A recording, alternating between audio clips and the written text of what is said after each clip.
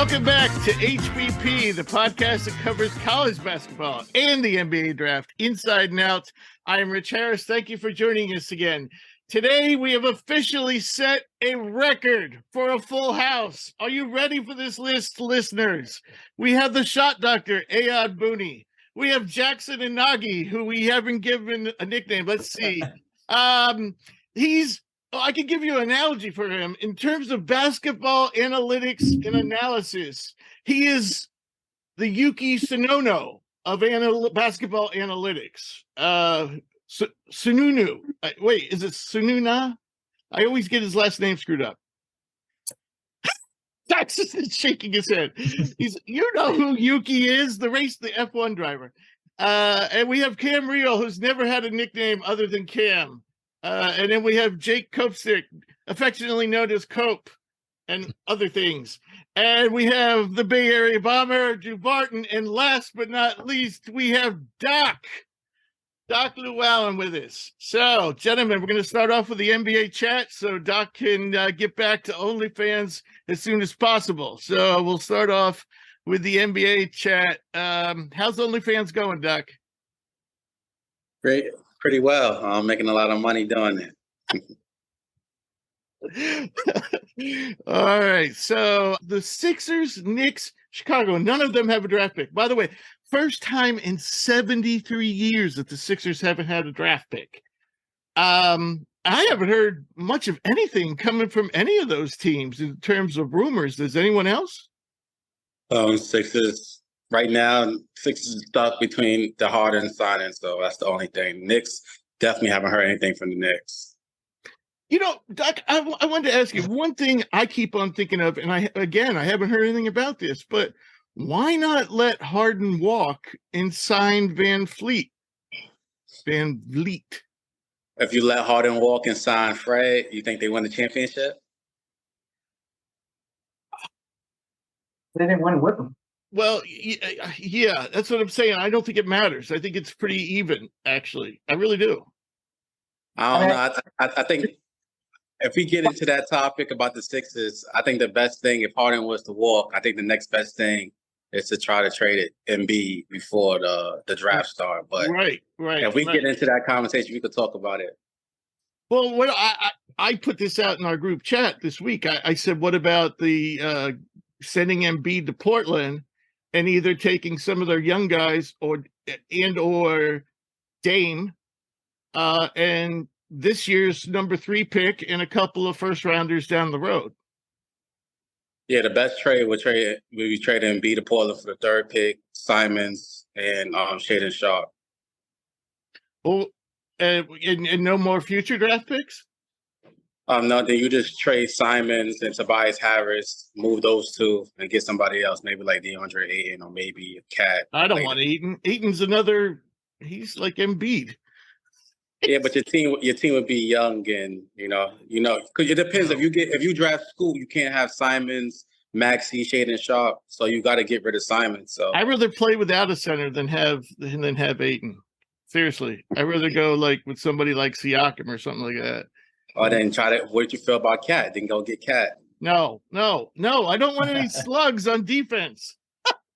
Come on, man. No slugs for the Sixers. We need a center, man. No slugs for the Sixers. No.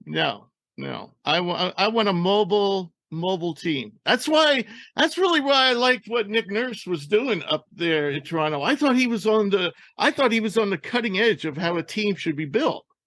All these similar shaped guys and I thought he was on the right track. And now I know you need a shot blocker somewhere in there, for certain matchups, but I didn't think Toronto was that far away from being a really good team myself. Now the results this year wouldn't show it, but Cam, what are your thoughts on what happened with Toronto, and were they on the right path? Because now they're talking about blowing it up. Yeah, Toronto's in kind of a weird spot because Scotty Barnes kind of had the sophomore slump, and you still have this kind of like split timeline with them, where you have some older guys that are kind of ready to win now, or like entering their prime, and then you got a couple of younger guys that just aren't there yet. I don't know. It's tough with like their direction, because you're right. Like I think Nurse was really kind of pushing the envelope with that team, but at the same time, their offense was pretty mid. They couldn't really defend at a high level. They were kind of middle of the pack in every statistical category, lacking shooting. And again, like that was part of the reason that they went out and signed, or they traded for Hurdle. yeah, for Jakob Poeltl. Yeah. I don't know. I think they're kind of a team that's closer to just pulling the trigger on a rebuild, I think. Yeah, well, it seems that way. I mean, and it's funny you mentioned Van Vliet, because he actually had a really rough year last year. Yeah. Like he really struggled shooting for stretches of the season. He had a little bit of an injury bug. And I think it's kind of wild that, yeah, I mean, it's kind of a thin free agency, but he could go out and get in borderline 30. Kind of looking at that Brunson number. Brunson was around 20, about 25 a year, I believe. Yeah. I don't see that for him personally, but I mean, that's kind of what the market's looking like for him. Yeah. Yeah.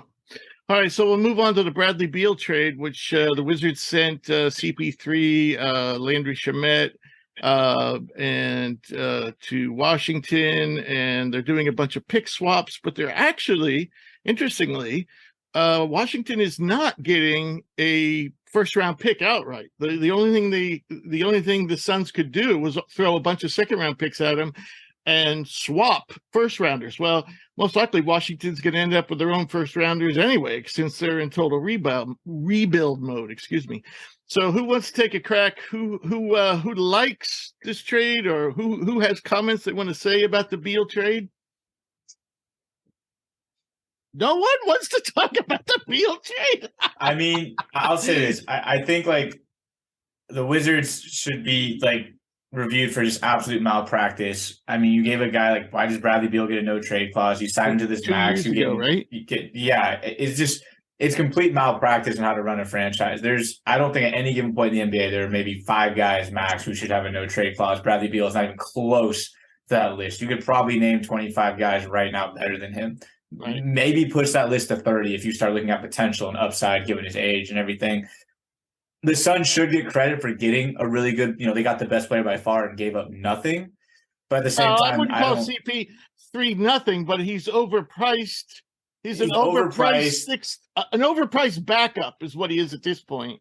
Yeah, I mean, for Bradley Beal, I think this is a massive win. Like, I still think at this point in his career, CP3 and Bradley Beal, it's not close. I'm not a Bradley Beal guy, but I take him over CP any day of the week. Yeah, I agree. I don't think the problem is I don't think this rectifies any of the Suns' issues that they're doubling down. That's what they're doing. We saw that they didn't belong in the same field as the Nuggets. I mean, it took almost 88, 90 a game from 2 guys for them to win games by 3 points. So you're doubling down on this massive scoring output. And I mean, the reality is, as it stands, they should be looking up at the Nuggets. And I don't know if this really closes the gap at all. They're going to be less deep. They're going to be even more susceptible to injury with guys like Durant, who has an injury history. Beal has missed a lot of time. Now, maybe some of that's tanking and holding him out longer. What is Beal now, 31, 32? Yeah, he's over 30, I believe. He's definitely over 30. Oh, he just – okay. I thought he was a little bit older. Oh, I thought he was over 30. Okay. But yeah, to me, this doesn't really close the gap. I still think Jokic is the best player between both teams. I think the gap between Devin Booker and Jamal Murray there really isn't one, in my opinion. And if there is, it's not very big. And Aaron Gordon isn't as good in terms of pure skill as Bradley Beal, but he fits what the Nuggets want to do really, really well. And that closes that gap. So if they stay healthy, this team's a threat because of sheer talent. They are one injury away from having the worst bench probably in the league. They already have the worst bench in the league. And so they're I don't know. I mean, I just think that this is and a young owner. they're talking about bringing all those stiffs back because that's a cheaper option than signing new guys. This is a young owner trying to make a splashy move who's got that Mark Cuban syndrome of always trying to chase the next star. And I think what they should be looking at is the teams that have won recently, the way they've been built is they have their 1 or 2 stars and the rest of the team fills a role. The days of I'm going to just roll out the 3 best players at any given point and try to win, I think that's over, and I think the Nuggets proved that. Right. I think the Suns, if they were smart, I've never accused them of being smart, but I think they still should trade Ayton for a defensive-minded center, somebody who doesn't want the ball, somebody who will just block shots, rebound, and run the floor, save themselves a ton of money, and they won't have to worry about Ayton crying every night because he didn't see the ball. Yeah, if he had issues before, it's definitely going to get worse now with Beal there. Exactly. They can flip Ayton for two, like a more defensive-minded center and another rotational piece, just a wing. They also need another guard.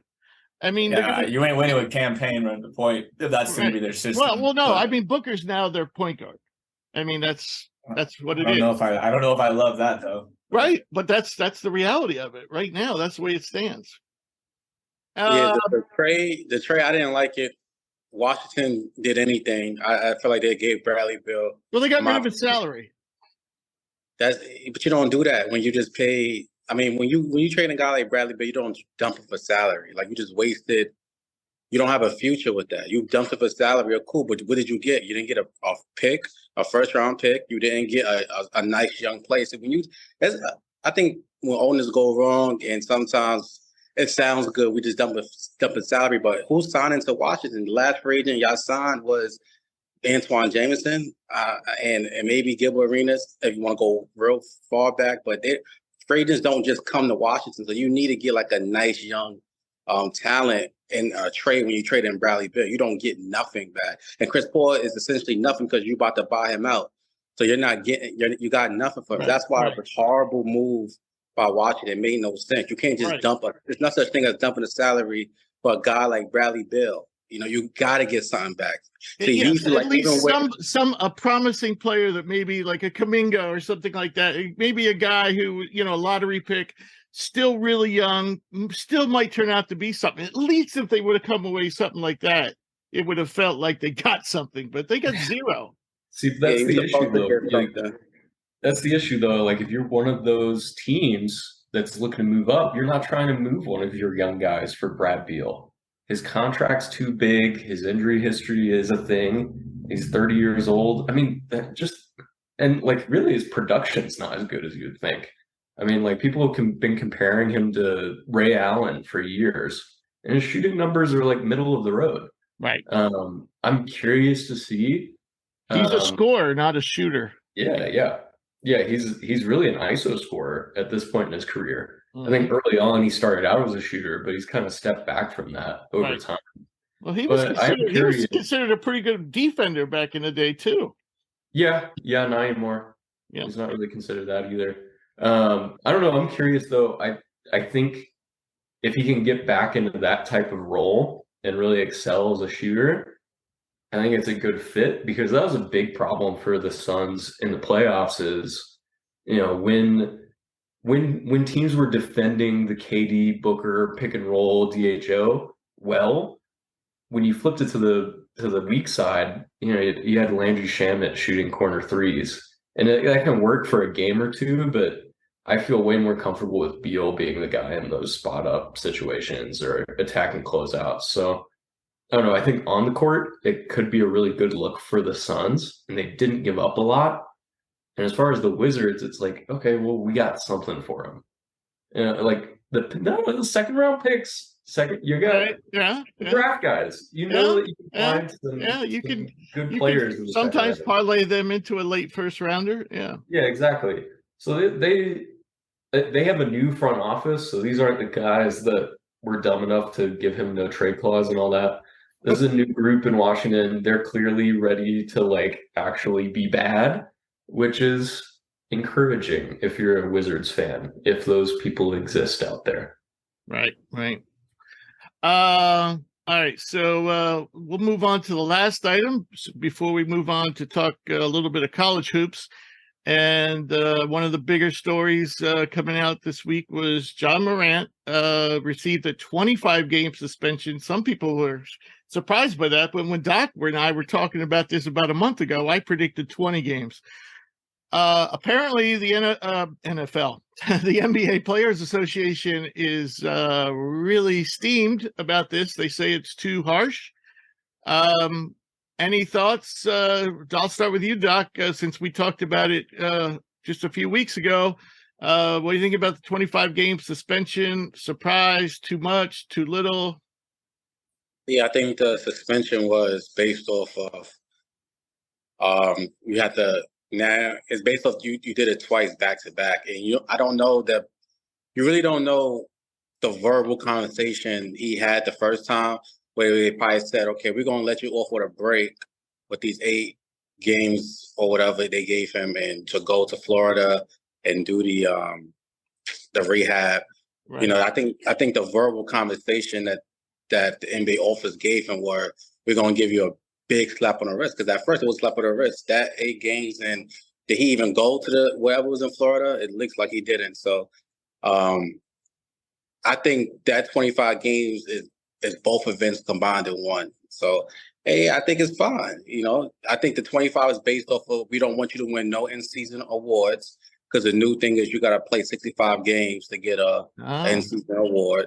So Right. so that's the amount. It's not. I don't understand why the NBA PA is having a problem with it. I really don't Well, understand. it's kind of. I guess it's kind of their job too. I mean, maybe internally they're not too upset about it, because I mean, anybody with a brain in their head knows that the league can't afford this type of publicity. You know, no business can. No, you know. Yeah. He just but I just think I don't know. I think everybody knows he deserves it. He knows he deserves it. And it had more to do with the new rule about you having to play 65 games to get an in-season award. So I think that as well played a big part of it. Yeah, good point. Good point. All right, so we're going to wrap up our NBA chat. Anybody have any final words before we wrap this up? All right. So, Doc, I got to ask you, or at least think about it. You don't have to answer me now, but next week we're going to be giving out our draft grades. Okay. So if you want to join us for the whole episode, you're welcome to it. You can comment on how you think the teams did in the draft. And of course, there's probably going to be a good number of trades. So if you want to be in for the whole deal, you're welcome. We always enjoy your company. Appreciate it. Thank you. Good luck on the show, guys. All right. Thanks, Doc. See you, Doc. See you, Doc. All right. We're going to move over to the quietest of quiet, Jake Kopstick, and find out what's going on in college basketball. We're going to be brief because there's not a lot of news. So what do you got, Jake? So, yeah, only 2 transfer portal developments. The first one is kind of twofold with Washington. So they got a commitment from Willem Breidenbach from Nebraska.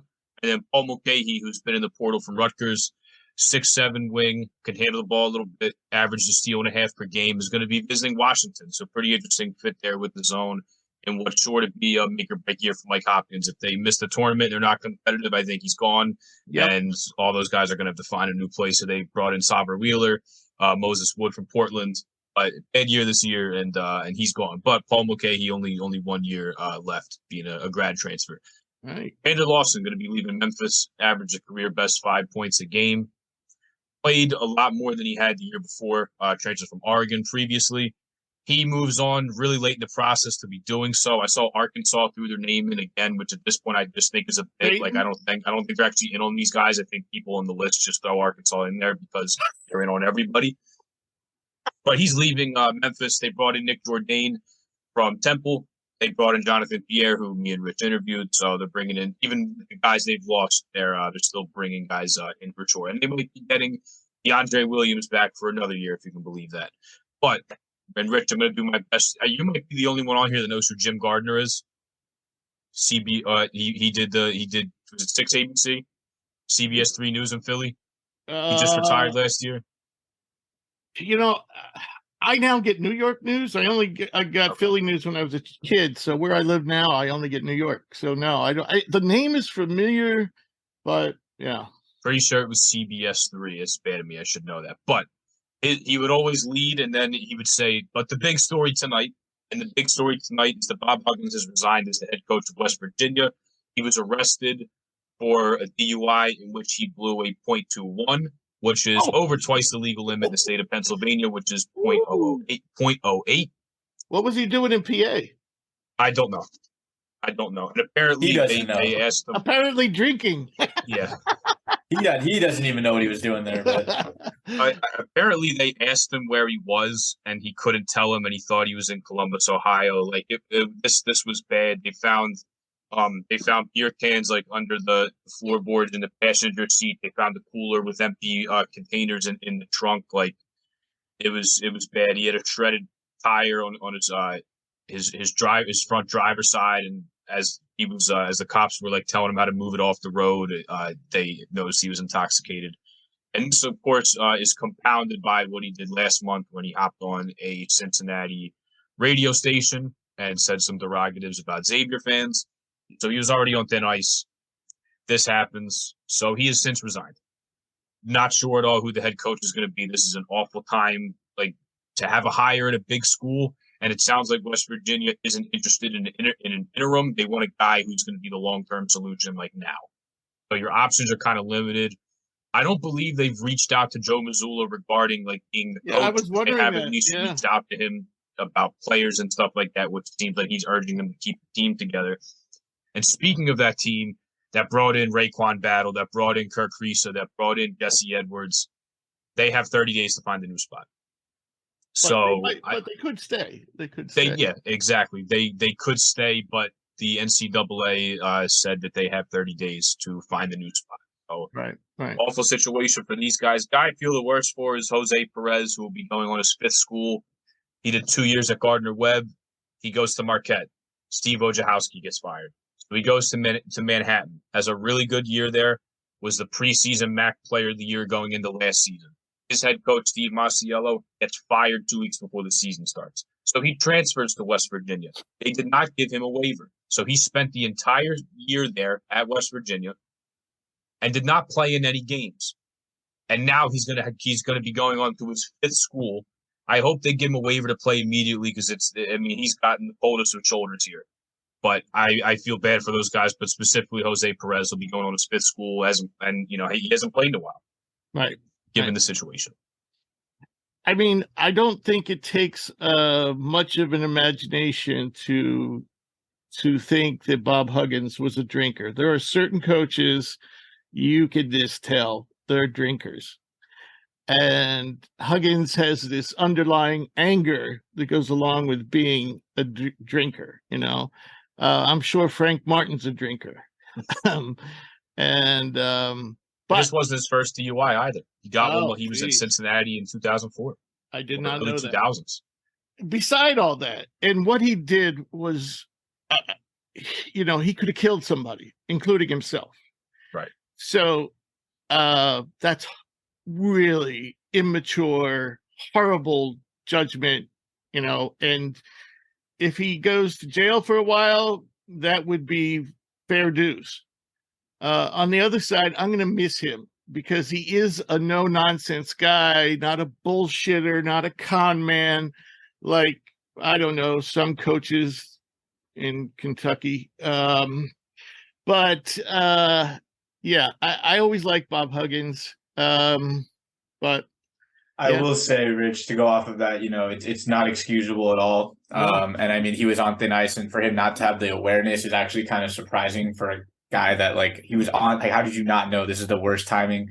You put a lot of kids in a bad spot, these big transfers. But I will say the one thing, and this is not condoning, but seeing the outpouring of support and like the stories that are coming out about players, staff members, players on teams he didn't coach at, it's kind of crazy to see. I mean, Bob Huggins was definitely a pretty damn good coach, and by all accounts, a pretty good guy and took care of his players. I don't know if you guys have seen the video of, I forget when the guy tore his ACL a couple of years back. Devon Butler playing in Australia. Yes. I was about to say that. It was the most memorable thing I ever saw in the March Madness. Yeah. So I just think that it sucks. But Butler was crying his eyes out because he was having like a Player of the Year like season. Yeah. And he knew he was done, and Huggins Huggins was crushed by it too. And And I don't think it was because he was thinking about his team. I just think it was genuine. I think that's the one thing I love about Bob Huggins is what you see is what you get. And sometimes it's not too good. But yeah, I will miss him. I wish him the best. But also I think he deserves to be punished. I mean, you can't be this stupid. You can't be this big of a public figure, be on thin ice and be this stupid. I mean, that's what it boils down to. Yeah, no, resume aside, you can't be this dumb. You can kill somebody driving that drunk easily. So and hey, if Rick Pitino can come back, we might see Bob Huggins back in a couple of years. Yeah, he's pretty he's getting up there, isn't he? Like 70 now? He's 69. Yeah. Stop it. All righty, so now we're going to continue with our mock draft, starting with the second round, pick 31, and that's owned by the Detroit Pistons, who are run by the shot Dr. Booney. What do you got, Booney, for Mark? Oh, I almost did a spoiler alert, but I didn't say it. So the Pistons is going to be their second pick. They have number 5 and number 31. 5, I picked Jasir Walker. And when you think about the Pistons, you got to think about the Pistons going young, and they're going to look to build around Cade Cunningham, who signed through 2024 and 2025. I believe they'll re-sign him. At number 31, you got to think about getting just a pure winner, and a person that knows how to do it. And when you think about a pure winner in this draft, you got to think about Marcus Sasser from the University of Houston.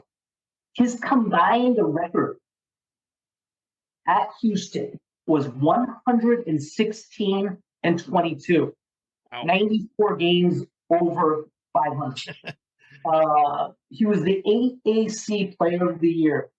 He's a second-team All-American. Think about when you draft a Marcus Sasser, you're going to get somebody like a Davion Mitchell from the Sacramento Kings, or who everybody knows is Patrick Beverly. But I think he's going to turn out to be a better scorer than both of them and a better offensive player while still having the toughness and being more of a defensive-minded guard. One thing I was surprised at, with his combine numbers, he was the best shooter at the combine in his testing. 80% off the catch, off the dribble, and on the move,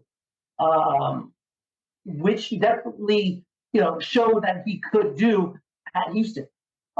Elite defender, experience and a winner. He can score in the half court and can play with the ball or off the ball. Here's his weaknesses. He's going to be 24 years old by the time the NBA season starts. So he has to be NBA ready now. There is no developing him, hoping he turns into this or that. With Marcus Sasser, you're getting Marcus Sasser. You know exactly what you're getting. He's an undersized guard, and he lacks the quickness a guard his size would give you. So potentially, could be a matchup problem defensively, maybe. He hasn't shown that he is a playmaker or could finish out the rim. We don't know if he can do that yet. He didn't really show that at Houston. Like I said, he's NBA ready. He's NBA ready now. Can he handle the pressure of being an NBA point guard? And does he have enough size and quickness to be an NBA 2 guard? Is he athletic? No. One thing you cannot question about Marcus Sasser is that he is a winner. And I see him being a lot better than a Davion Mitchell and a Patrick Beverly. And I think any organization would love to have that Marcus Sasser on the team. Right. Well said. Well said. Couple pluses that he has going in his favor. You were right. He didn't attack the rim a lot. In terms of frequency, he was at like the 14th percentile among all players. But he did do very well when he did it. And he also was very good. Another thing he didn't do often, but was very good at, was runners. So there's hope there. Number 2, he is small, and he's not the most most athletic little guy, but he's got a +6 wingspan. So he's got the length. So those are two things working in Sasser's favor. But we know he can shoot. We know he can shoot off the dribble. He can play make some. Not an ideal point guard. I think that's might be the thing that makes or breaks him. Well, defense too. Can he hold up at the next level? But I think playmaking. Can he also be a facilitator, because he's so used to being the primary offensive option, and he's not going to be in the NBA. Yeah. Oh, sorry. Any other thoughts on Sasser? Yeah, just want to point out here, he will be old. He will be 23 at the start of next year, not 24. Oh, okay. Off by just there. But no, love this guy's game. Obviously saw Temple play against him a lot. Knockdown shooter, really, really deep range. And anybody that's coached by Kelvin Sampson is going to bring exactly what Booney said. Guy's going to be tough as nails, play defense, won't take a play off, and play his ass off. So I like this guy anywhere in the second round. Yep, definitely. All right, so this is part of the trade. The next pick is the Pacers are picking for the Trailblazers, who are owned by Drew. So Drew will be making this pick. But originally the Pacers pick, but Drew and I did a 2-for-1 swap. And this is the last piece of that trade, right, Drew?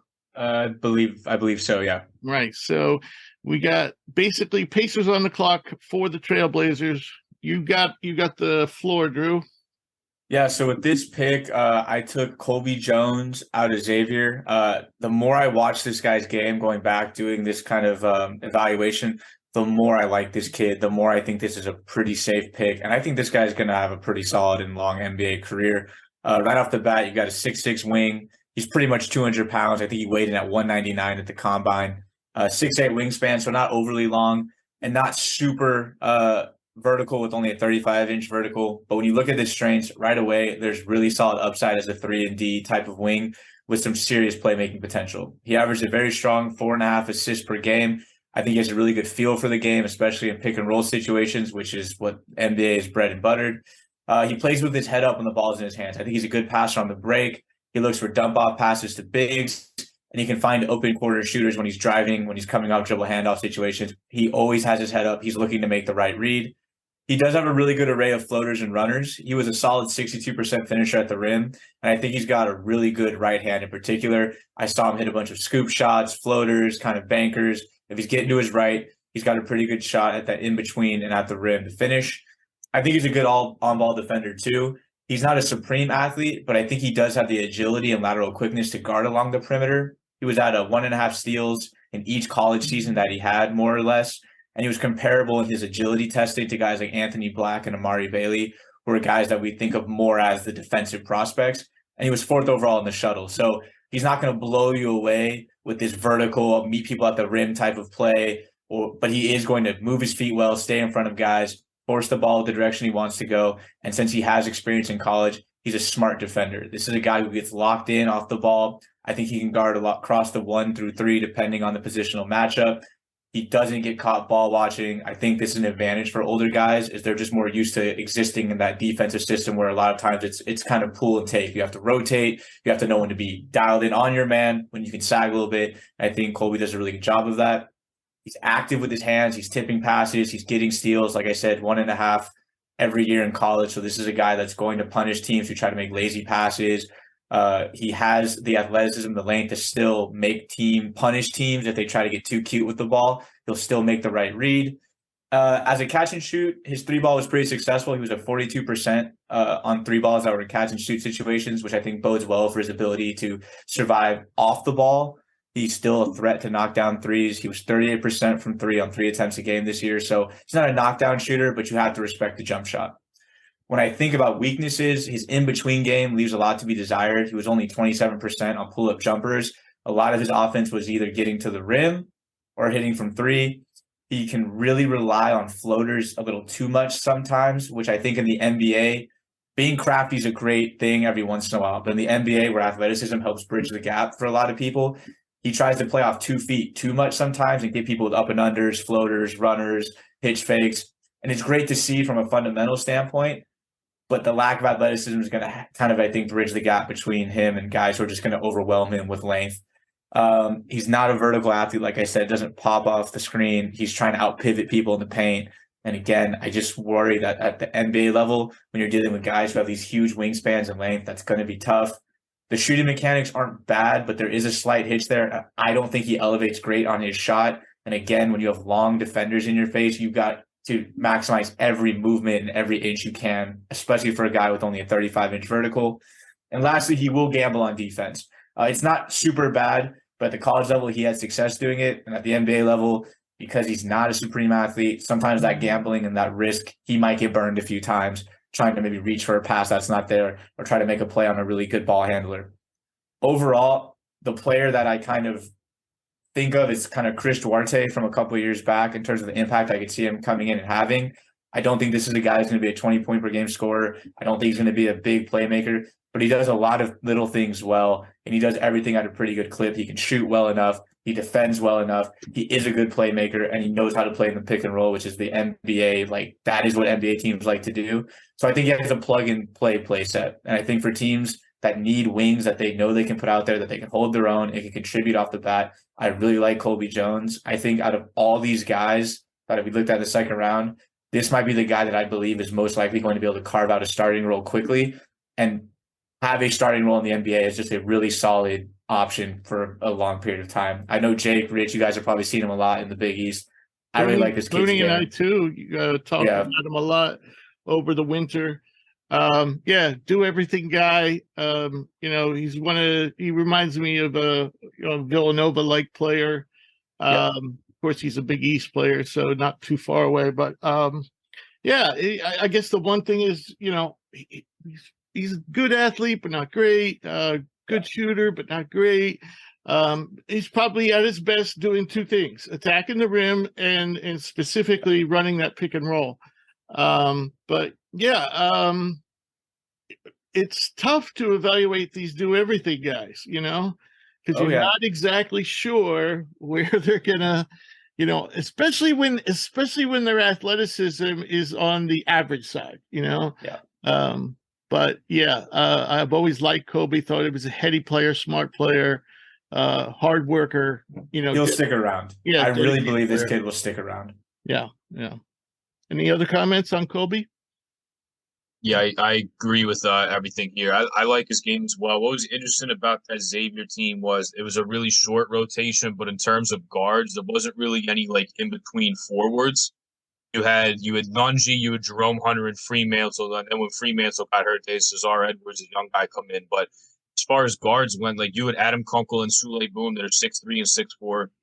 The young kid Desmond Claude, who I think is going to be pretty good, came in, but he was more of a ball handler. So you have Colby Jones, that's kind of like your one in-between forward that can play guard and forward. And because of that, he usually drew the toughest assignment on defense. And he had to play a lot of minutes on that team, too, because their rotation was not deep. So he played a lot of minutes, usually drew the toughest assignment.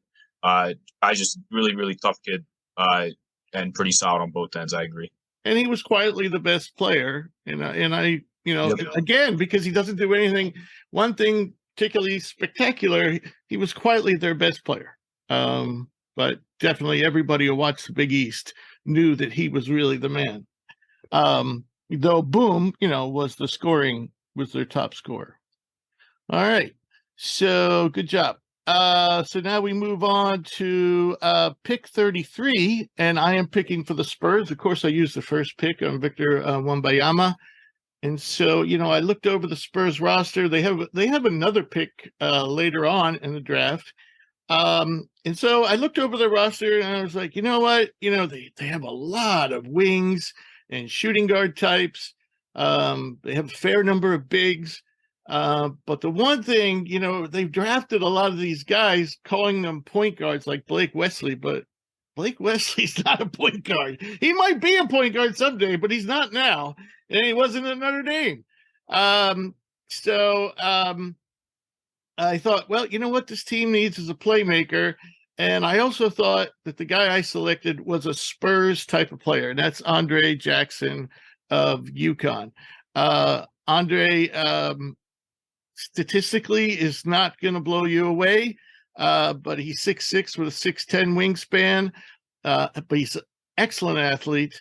And I think he's capable of playing anywhere on either end of the court, anywhere from 1 to 4. I think he would ideally be used as a Draymond Green-like player. He's a little smaller than Draymond in terms of height and certainly in terms of girth. But he's also much more athletic than Draymond ever was or could be. I mean, Jackson is a superior athlete in every way you can think of. This season, though, he only averaged 6.7 points. He had 6.2 rebounds, which was great for a wing/guard.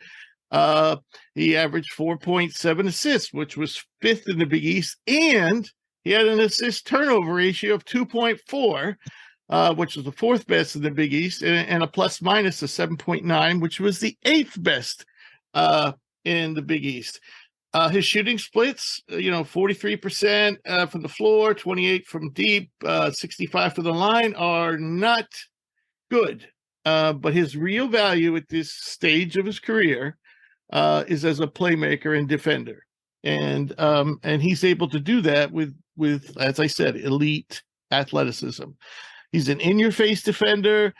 He ranked top 5 in the Big East for defensive rating, defensive plus minus. He led the Big East. Defensive win shares, he was 3rd in the Big East. And he has the length and the speed, to make plays. Though he doesn't, actually surprisingly, he doesn't come up with a lot of steals or blocks. But man, he contests. He's always got a hand in your face. And he makes some spectacular plays on the defensive end too. So in terms of, run down blocks or just, jumping into passing lanes and making a fantastic steal. And then, of course, as good as his defense, I think his passing is. He has good vision, makes super quick decisions. And when he does, he just zips it in there with accuracy. And he throws passes from all different angles. Sometimes he does it, like with his hand, like inside out. It's just incredible, how creative and the different ways he delivers the ball. He did a lot of lob action with, UConn having those 2 huge bigs.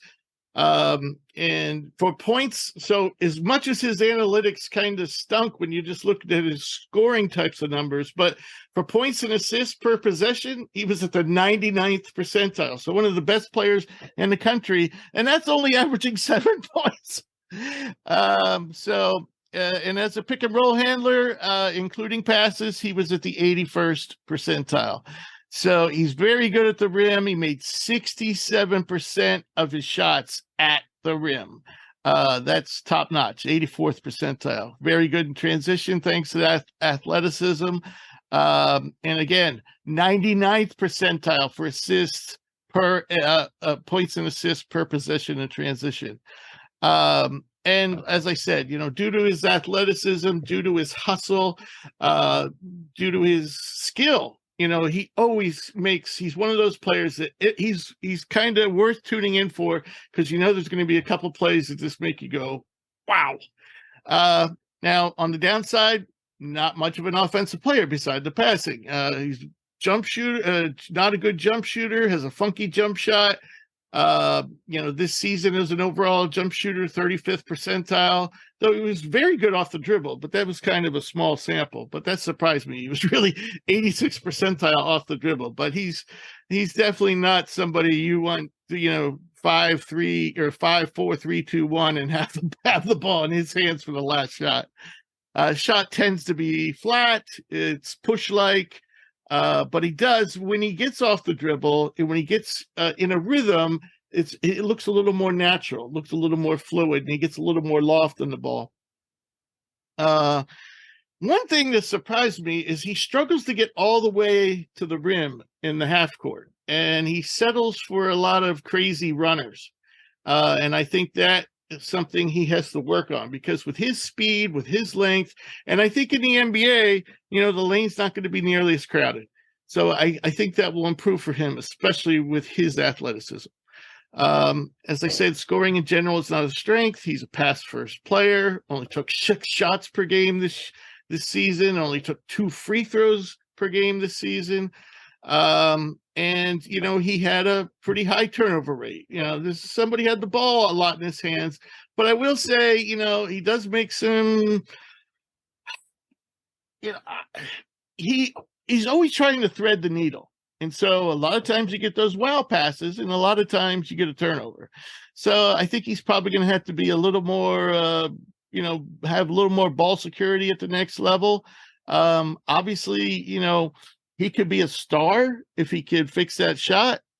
If not, I still think, you know, he could have a role as a playmaker and defender, though he's going to be one of those guys when he's on the court. It might be, you know, 4 against 5 if he can't knock down a certain amount of jump shots, especially when, like I said, he also sometimes struggles to get the rim. But I think, you know, with less people in the paint, that should probably open up for him some.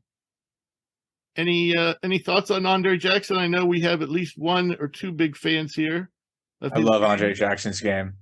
I as someone who's got to watch Draymond Green develop over the last 10 to 12 years, the blueprint is right there for it. That literally is the blueprint for him to find success, and he's a better athlete than Draymond was.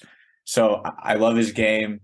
I think he has a very clear path to success. And one thing that I also enjoy about the Nuggets' ascension to being such a great team is I think they've kind of reminded people that it's great for everyone to be able to score, but as long as you have 1 or 2 really good go-to options, you can afford one guy who can play, make, and do all the small things. You don't have a whole team of non-shooters and non-offensive threats, but I think one guy who's going to defend, rebound, pass, and get a few points here and there, whether it's just on hustle plays, in transition. Like, there's a blueprint for this guy to work, and I think he's going to, because he's a great athlete and he does everything else really well, in my opinion. Right. Any other thoughts? Yeah, I agree. I think it'll be a complimentary piece for a long time. I think the shooting will get ironed out. I don't foresee him being a crazy 3-point shooter, but at the point where it's just serviceable and can at least provide some attention for the defense. You know, he'll get that coaching to fix the jumper because it does need a lot of work. I mean, those games, like, I remember when they played Villanova early in the year, the weak side defender was doubling Sonogo because they were playing that far off of Andre Jackson. Like, that cannot happen if he's going to stick. But he does enough things well, plays hard, has a really good IQ, really good short roll passer that I think he'll stick for a while. Okay. Yeah, I'm concerned with the jump shot for sure. I think he's definitely one of those prospects where the team that he ends up with initially out the gate is really going to have a lot of leeway on where his career goes. I think if he ends up with a team that's already in win now mode and he can hop straight into that role player, sort of, you know, kind of like Christian Brown, honestly, I think he can have some success. But if he goes to more of a rebuilding type team, I really don't see him getting the time to develop beyond really just a borderline rotation player. Okay. Well, I do have him going to a developing team. But, you know, most of these guys, I think in the second round range, we're expecting to spend a good deal in the G League. So, where defense is optional. All right. So, moving on to pick 34, we have Booney. And this is part of another in-house trade we did where the Hornets sent 2 picks to the Jazz for 1. Hornets moved up in the first round. Jazz got 2 early second rounders. Booney, who do you got at pick 34? Now, when you're looking at a pick 34 in the second round, I'm going to pick someone just on pure raw potential. And in this case, Ryan Rupert from the New Zealand Breakers. 6'6" with a wingspan of 7'2". He is 19 years old. And when I saw him play, the immediate comparison I thought of was Anthony Penny Hardaway when he was at Memphis, in the sense of how he handled the ball, how he was developed, his athleticism, how long he was, etc. Don't let his statistics fool you. He only averaged about 19 points a game. His length makes him extremely, extremely effective on the defensive end of the floor. Long strides allow him to get to the rim effortlessly. He can finish with both hands. He has a huge, huge upside. His shooting mechanics and his release on his jumper is on the high side, which is good. It's going to allow him to raise over defenders. He's young. And coming with this young means he's not yet fully developed. Therefore, not physical for the professional game as of yet. When you're drafting a Ryan Rupert, like I said, you're talking about someone who is 100% raw and unproven and 100% based on potential. And that potential is no question highlighted by his athletic ability combined with the 7'2" wingspan. I love the way he looked. And anytime you can say someone shows glimpses of an Anthony Hardaway at 19 years old, I'm going to take him number 34. Yeah. When I watch him, or when I watched him recently, the first player that popped in my mind was another player another player you drafted for the Rockets, and that was Scoot Henderson. Not so much that they're the same player, but you look at their profile, you look at their numbers, and you say, oh my God, why is this guy in the draft? But when you watch them, you're like, wow, he's a pretty damn good athlete. He's really long. And so I really love the way he runs the pick and roll. He's very elusive, very quick, very fast. The funny thing is, at the combine, he tested out terribly. Again, those numbers, you can just have a bad day. So he doesn't look slow, or he didn't test out well in terms of speed, quickness, vertical, anything really. I really can't speak on his vertical, but he doesn't need it with a +8 wingspan. But he definitely moves well with the ball in his hands and gets to his spots, makes some impressive finishes. It's, like you said, the jumper looks nice, but not going down. Now, the one thing that really kills me is I've seen this over and over in the Australian League. We get these guys coming out of the Australian League, and about the only one to ever have decent statistics coming out of the Australian League was LaMelo Ball. And just about all the others have had crap statistics. And of course, we know that Usman Jang for Oklahoma City, we don't know what's going to happen to him, but he didn't really show much, year one with OKC. I expect the same thing for Rupert, and nobody's ruling out Jang for OKC. Rupert's one of the younger guys in this draft class, but I'll tell you right now, Australian League, if you don't produce there, you don't usually produce in the NBA. I can't think of an instance. All I think of is guys that go in there and all the draft gurus say, oh, he's great, and he's great. But you look at their numbers and they're awful. And they get to the NBA and they're not there 4 years later. So yeah, that's basically what holds me back on him. Eye test, just like Scoot. Eye test, you love him. You look at the statistics and you're like, oh my God, this is awful. So yeah, it's the same thing. Any other comments on Rupert? He did get a green room invite, so it looks like he's impressed at least one team that's drafting in the first round, or at least in this kind of borderline where we are. I think it's interesting because we have this is kind of that spot in the draft where we're all just throwing darts at wings, and out of this group of guys, I think Rupert is my favorite just because of kind of the upside of his frame, and he actually does have some feel for a player that's pretty raw. His jump shot, obviously the efficiency is not great. That's really bad actually, but he clearly has touch. The form isn't a complete mess like somebody like Andre Jackson. And I think he has really like solid defensive fundamentals. I think that's something that does come out of the NBL for the most part, with actually the exception of LaMelo Ball, is those guys come over ready to defend at the NBA level. I think Rupert can definitely do that out the gate. And like he can contribute right away as like an energy guy. He's a really high energy player. I disagree. I do not see him contributing right. I do not see him contributing right away. Well, I mean, like as a plug-in minutes guy. No, I'm not saying like he's ready to start right away, but I think he can give you a good 15, in a spot like a Thursday game. He can totally do that. But either way, well, first of all, he's going to have to learn to play differently. Yeah. But again, I just think he's too young. He's too raw. I don't think he's not going to see the light of day unless he goes to a really, really bad club. Yeah, we'll see. I'm not ruling him out. I'm just saying. I like the upside here, though. Oh, yeah.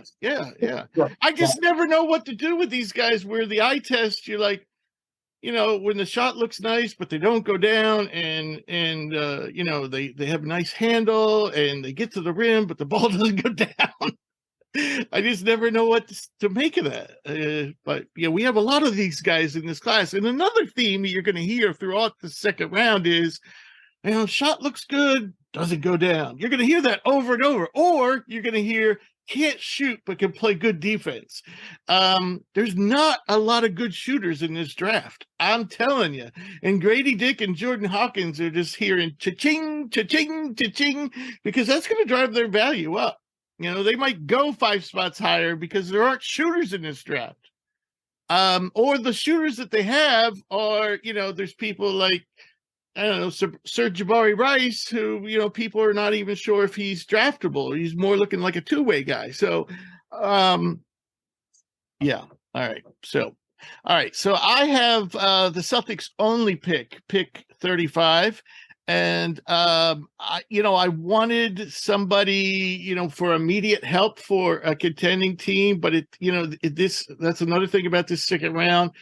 There's only like a handful of guys out there that you might think might contribute right away, and you don't want to necessarily take them early in the second round. You don't want to take a 24-year-old, early in the second round when you have all these 19-year-olds, that are oozing with potential. So I, instead of going for immediate help, I went with potential, but I actually think this is one of those guys that, CD Sissoko of the G League Ignite, he doesn't pop to you, he doesn't, dazzle you, on the court, but he does have a nice jumper this didn't really fall for him a lot this year, but I think it will. I watched a game recently of his. I've been evaluating all those, watching some more G League night games, because they have like 4 or 5 prospects. And I watched the game and he made like 5 of 9 and was like the key to their victory. Scoop was like, it was CD that was, doing the heavy lifting. So anyway. All right, so CD is 6'6", 225 with a 6'10" wingspan, not particularly long. He's a solid athlete. For example, he had a 35 and a half inch max vertical. He's originally from France. And he's one of the younger players in this draft class. He played in Spain before he went to Ignite. So he played, I forget what team, I think it was Gran Canaries farm team, their gold division team. And he's also a member of the French junior national team. This season for Ignite, he was 3rd on the team in minutes, trailing only Scoot and Leonard Miller. And he had a better plus minus than both of those guys. And in some ways, he reminds me a lot like Andre Jackson.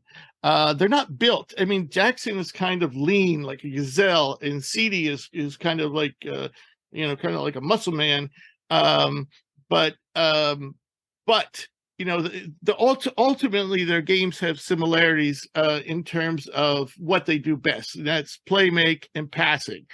The major difference I see is Jackson right now is probably superior to CD in just about every way except for shooting stroke. CD has a nice looking jump shot that I think is going to get better. The other thing is he's 2.5 years younger, so he has a lot more upside. As I said, he's strong and sturdy. And I think he has the potential to actually even be a better athlete than he is right now. I'd say he's a little above average, nothing exceptional. One thing I love, and this is like Andre Jackson, he's a scrapper. Does all the little things. He fights for rebounds, fights for loose balls, boxes out, takes charges, sets solid screens. Everything you want to see out of a basketball player. He does all that little things. You don't always see that in G League Ignite. Actually, you don't see that a lot in G League Ignite. Or the G League in general sometimes. He's definitely an above average passer. Nothing fancy like Jackson. But he averaged 3.1 assists per game and had a 1.7 assist turnover ratio. He only made 31% of his threes and 64% of his free throw attempts. But as I said, I like his stroke. And he's a switchable defender with the size to comfortably guard 2 through 4. I don't think he's athletic enough to guard a 1. At least not now. And I don't think he's big enough, tall enough to guard centers. But otherwise, I think he's fine. Was an inefficient scorer this year, inside and out. Made just 44% of his shots overall, which ranked at the 24th percentile for points per possession. At 225 pounds, when you look at him, if you look at him from a distance, you're like, who is that muscular man? But, when you get in close, you see a lot of baby fat there. So I'd like to see the frame stay the same, but instead of I would like to see that turn into cut muscle. And I think you'd have something special there. So that's why I'm thinking he might be just an above average athlete right now, but I think he could turn into have a fantastic combination of strength and athleticism. Makes some impressive plays off the bounce, but his handle is most definitely not ready for prime time. Just way too loose at times. He gets away with it at times and makes some nice plays, but right now he's not the type of guy you want handling a lot at the NBA. And like a young guy, like I said, he's one of the youngest guys in this draft. He can lose focus on either end of the court, just do, silly things like make a lazy pass or get caught with his feet flat or his hands down on defense. That's pretty common in the G League, actually. So I don't even know if I can count this. But I was just trying to, actually, I didn't have a lot bad to say with him. I think he's going to be a solid, maybe a good player in the NBA. Any thoughts? All right, so now we have pick 36. I don't think we've heard from Jake yet, but he runs the Orlando Magic. What pick is this for the Magic, Jake? Pick 3, 4? Yeah, this is their third pick. So they have 6, they have 11. This is their first pick of the second round. Right. I believe it's their last, unless they have one more. So I'm going to have the Magic take Jalen Clark. They have a lot of I haven't taken 2 guards now. I don't really care too much about team fit. I mean, there's already a ton of turnover in this league anyway, and this team they're just not very good, to be quite honest with you. So I'm gonna have him take a bit of a gamble here and take Jalen Clark. We all know about his injury. Came in early March against Arizona. He was having a good game. Ended up winning that game, and he gets hurt kind of on a routine steal and layup in the backcourt. So with that being said, you probably can't expect him to get back here anytime soon and start playing. So I mean, he's at least done until the new year New Year this year. So he's out for probably all of this season. But there's a lot to like about this guy, specifically on the defensive end. Even better than his on-ball defense is his off-ball defense. His instincts, his anticipation, reads over the top pass as well, can stunt at guys and then make a read and rotate over. I mean, he's tremendous He's a tremendous defender all around, but off the ball, I mean, he averaged 2.6 steals, not for nothing. This guy creates a ton of events on defenses, rotates very well, knows where the next pass is going to be. His instincts are great. He can jump passing lanes and get out in transition. Anytime you telegraph a pass, this guy's going to pick it off. I mean, anytime that you're lollygagging, you throw a lazy pass, it's going to go the other way. So off the ball, and his instincts and anticipation are terrific. On the ball, laterally, he's really good guarding 2s and 3s, good guarding 1s as well. Sometimes, a quicker guy can get by him, but I mean, this guy is pretty much locked down on 2s and 3s, guys that are equal with him. He can cut the baseline off well, can funnel you and force you into a bad spot, keeps his chest in front of you. For a guy who's not a crazy explosive athlete and a crazy and just a crazy fast guy in general, I mean, his quickness laterally is pretty impressive. Won't really give you a driving lane, cuts off angles really well, encapsulating his prowess as a defender. Not too much of a ball handler. Now, remember, he played on a team that had Tiger Campbell and Amari Bailey and Jaime Jaquez, but when he gets in the mid-range area, he's got a really nice floater that he gets off really well, likes to spin move to his right. But that's kind of where the offense starts to taper off then. You look at his shooting, shot just under 70% from the line this past season, which was a good improvement because he only shot about 54% from the free throw line the year before, and just under 33% from the three-point line. And that's where his development needs to come into effect here. It really sucks that he's probably not going to get any NBA reps this year whatsoever, because he needs some work on the shot. I don't think his shot needs a ton of work, but it's slow. But he's able to get squared, has a nice, really good arc, gets a good extension and a high release. Just has to convert more of them. Straight up, that's what it is. Just has to make more of his shots. So he's going to need that to be effective, and then he can begin to attack closeouts and get in the paint and score more. But he's got to create that gravity and that attention for the defense to dump at him. And then given the guys that he played with, he didn't have a ton of reps on the ball and pick and rolls. He can make simple reads, but nothing crazy. Didn't even average 2 assists this year. I mean, that just kind of speaks to his role, that he wasn't the ball handler in the offense. But really, really good defensive wing. It's more of a project on offense. If you like him, take him. But also, that's the injury is a bit of a hindrance because he was a 3-year player in college. So he'll be, it's basically like you're getting a 4-year guy. But it wouldn't be the first time they took a guy with an injury a couple years ago. Of course, they take Chuma Okeke, who tore his Achilles in the Elite Eight, I believe, or the round of 32. I think they're playing, was it North Carolina? No, it was Elite Eight just before the Final Four. It was that Kentucky game. Yep. They tore it. Okay. I'll fact check that. I think it was that UNC game, because then they just made every 3 afterwards. They didn't miss. Maybe you're right. Maybe you might be right. I'm pretty sure it was the UNC. I'm pretty sure. Yeah. Then they didn't miss after that. But regardless, he's a project on offense, really good defender. Also take into account the injury, but if he comes back and he recovers fully, you got yourself a really good defensive wing to step in right away. And as long as he can knock down some threes, maybe a useful guy in your rotation. So a bit of an upside, not really upside, but you're banking on a full recovery from that injury. That defense will certainly translate if he can cover well. But look, he was a damn good player, one of the best steal guys in the country, on one of the best teams in the country. And this guy, his energy, his toughness is what got him in the rotation in the first place in the Final Four year. On a loaded roster, he was able to get time doing the dirty work, playing defense, getting rebounds, bringing energy in the game. Developed immensely, as a big-time player for UCLA.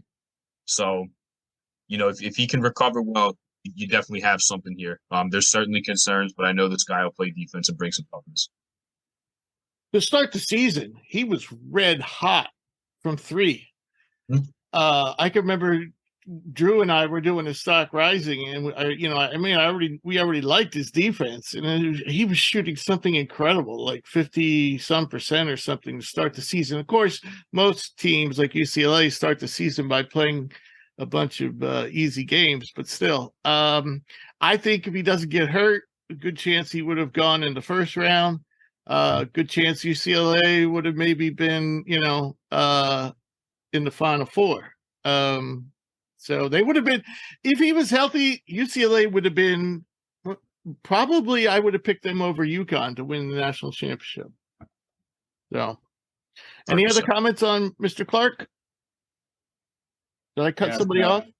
No, I was going to agree with you, Rick. I was going to mention he was on fire. You and I had him flying up boards, I remember, but the shooting didn't hold out. But yeah, I will say, I mean, if this dude doesn't get hurt, though, yeah, I think this guy's a first round, probably end of the first round guy, just off of what he brings defensively. And he showed that there is a shot there. It's just a matter of can they pull it out of him? Where he could be a mid-30s shooter. He played the exact role he would play in the pros. Yeah, you know? He's the one guy that wouldn't have to. He's the one guy that wouldn't have to adjust. Yeah, which is a very underrated thing with prospects when guys can play the role that they're going to play in college at a high level, knowing that's what they're going to do in the NBA. Right. So Cam was so disappointed that he couldn't take Kofi Cockburn in this draft. So I think somewhere along the lines, he's going to pick the next best thing. But we'll see. So the Thunder are actually making this pick for the Nuggets, the team Cam runs. And so, Cam, who are you going to tell the Thunder to pick for you? Well, you're not far off, Rich, but I'm going to have to say I think James Nagy might just be better than Kofi Cockburn. He will be. He will be eventually. I don't know. I think James Nagy is going to go here for the Nuggets. Drafting for them, I'm looking for guys that are going to fit a need, but also are going to be ready to play sooner rather than later. Been debating this with Rich quite a bit, but I think James Nagy is a guy that is going to be ready sooner than later, and here's why. He's already a really productive pick and roll big man. He's a true 7 foot, 7'7" wingspan. And at only 18, coming up on 19 years old, he's already fully developed his body. There's, like we've talked about, a couple guys that have baby fat. There is no baby fat on James Nagy. He's built. I think the number one skill that I like from Nagy, though, is his defensive upside. This is a guy that can defend at each level and be dependable there. He's got some really high rim protector sort of potential. He's not quite there yet, but he's got the hustle.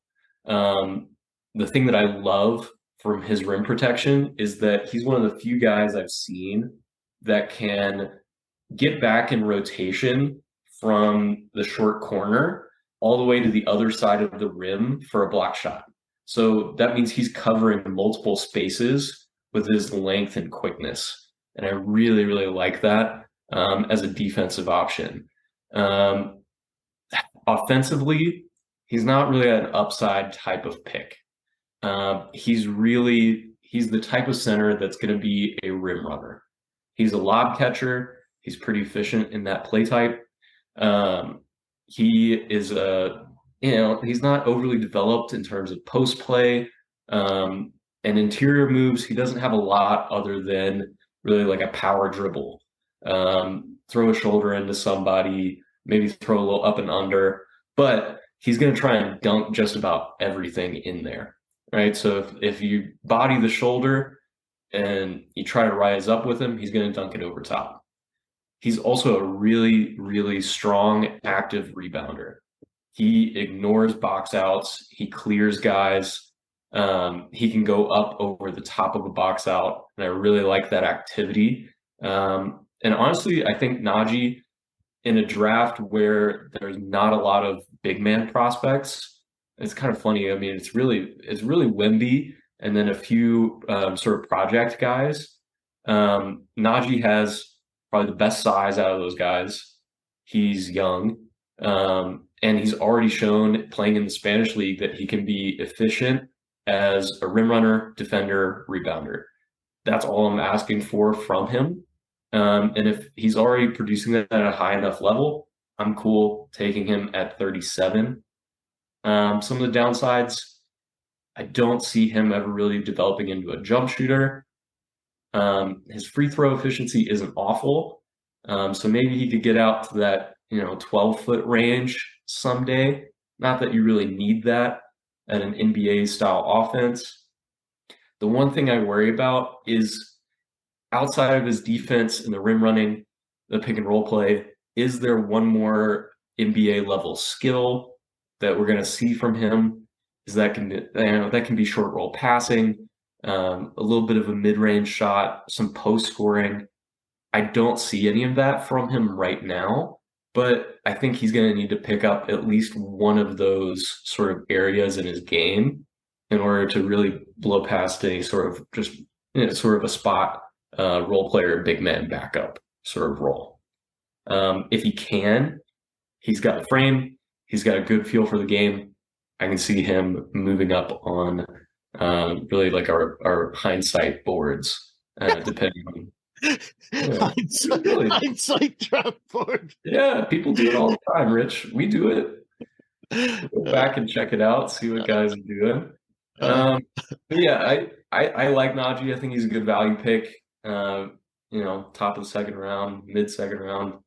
And I can see him having a pretty nice long career as a backup. Right. We should clarify that he played in 55 games this year, but only averaged 9 minutes per game. But he's playing at the highest level outside of the NBA. He's playing in EuroLeague and he's playing in the Spanish ACB for Barca. So 99th percentile at the rim, 99th percentile as a pick and roll man. And you forgot to mention he made 50% of his jump shots this year. Of course, he only took 2. Hey, that's a great starting point, Rich. Exactly, it is. I will say his footwork and foot speed is impressive on defense. You put the basketball in his hands, not so much. So on one end of the court, he looks like impressively fast for his size. But then if he tries to make a dribble move or, like a couple dribbles, then you're like, whoa, he's nothing really going on there off the dribble over the jump shot yet. So, he's playing at the highest level you could play, but personally, I think, if he would have stayed another year where he was, he could have been possibly a lottery pick. But you're not going to get taken early in the draft playing 9 minutes a game anywhere. So yeah, I don't know if that was the best decision on his part, but we shall see. Any other thoughts on Najee? All right.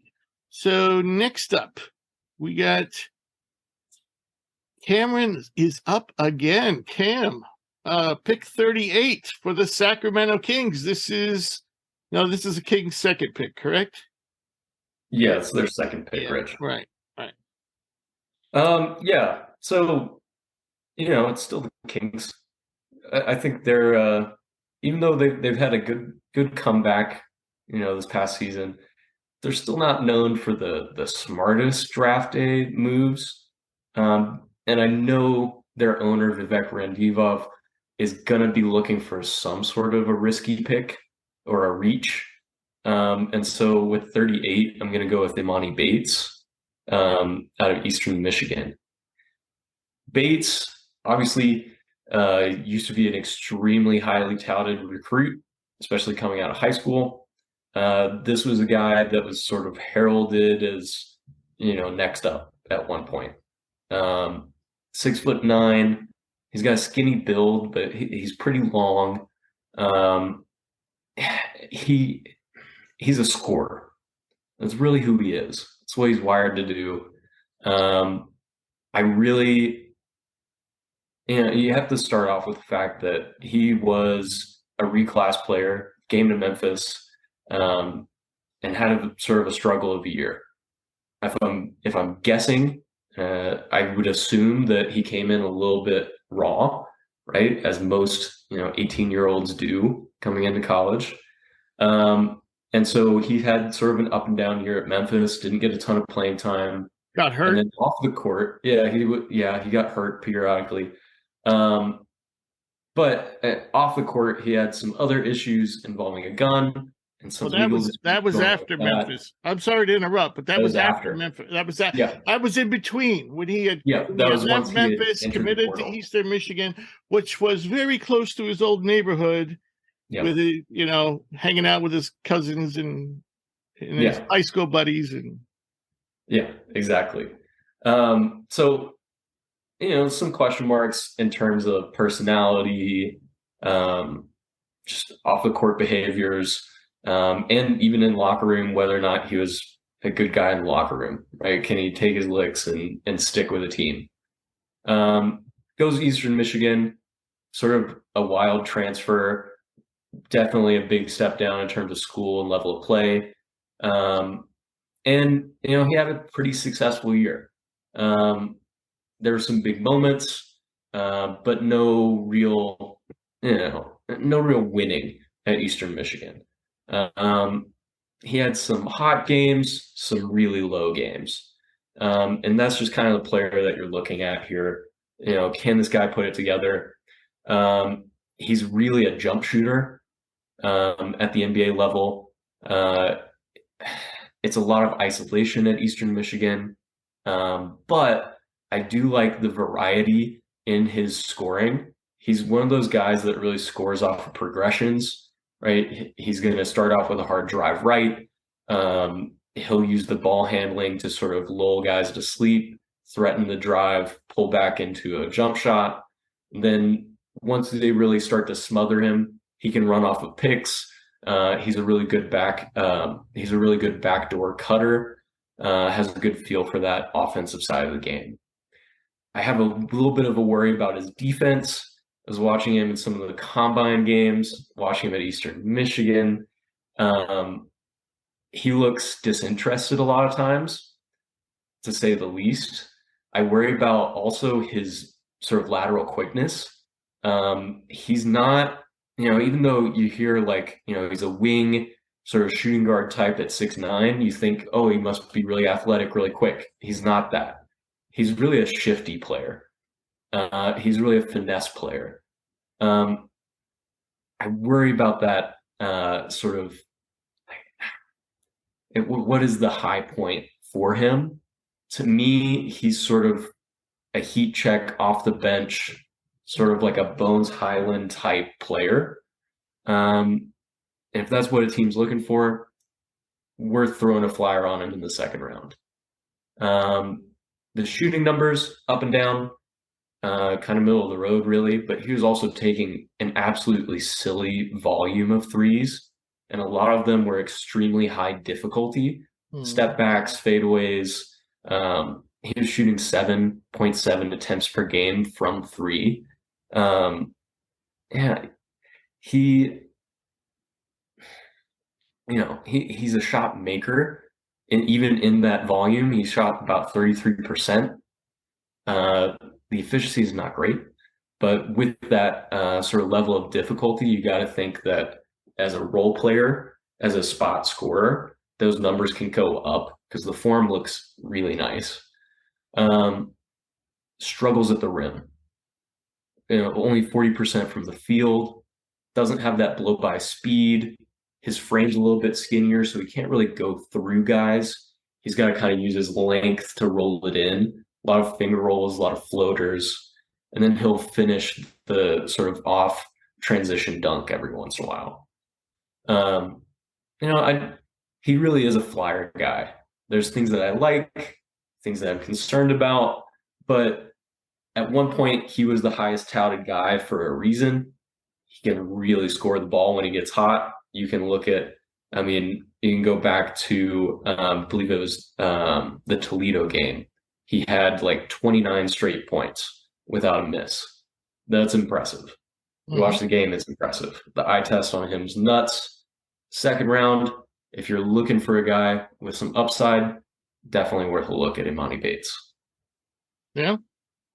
You nailed it. I couldn't add anything that you didn't say. Yeah, perfect. Anyone else have thoughts on Bates? You were a little bit nice on the defense, Cam. A little bit nice on the defense, but you did nail it. That's spot on. But the defense, I think you're being a little nice. Yeah, watching the combine though, he was competing, right? He was getting blown by some of the quicker guards, but he was also doing a good job of using his length to sort of contest late, which a lot of taller guys do. I mean, it's so difficult to stay in front of those little guys. For I sure. think something that's going to change in the NBA level is the effort level. I think that's the big for me. That's the big thing. Yeah. If he can try, I think there's a place. But if he's gonna have that low motor issues, no team's gonna deal with it. But if he's willing to give maximum effort, there's not a lot of guys that have his length and his height that can get hot like that. Like we think about scoring guys, and we think of smaller guards who are just kind of ISO heavy. Like a wing that can get hot like that is a commodity. Yeah. I think defensively, he reminds me a little bit of Michael Porter Jr., where when he came into the NBA, he was just a total liability. Like he's borderline unplayable because his defense is that bad. But he's got the length, he's got the size. He's probably going to play up a position. So maybe a team that is really into having length and switchability, you can get him into that system and sort of force him to adjust, become more of a defender. And I think, with time and a little bit more effort, I think he can get there. And the other thing too, I feel like Bates was one of those guys as far as recruiting.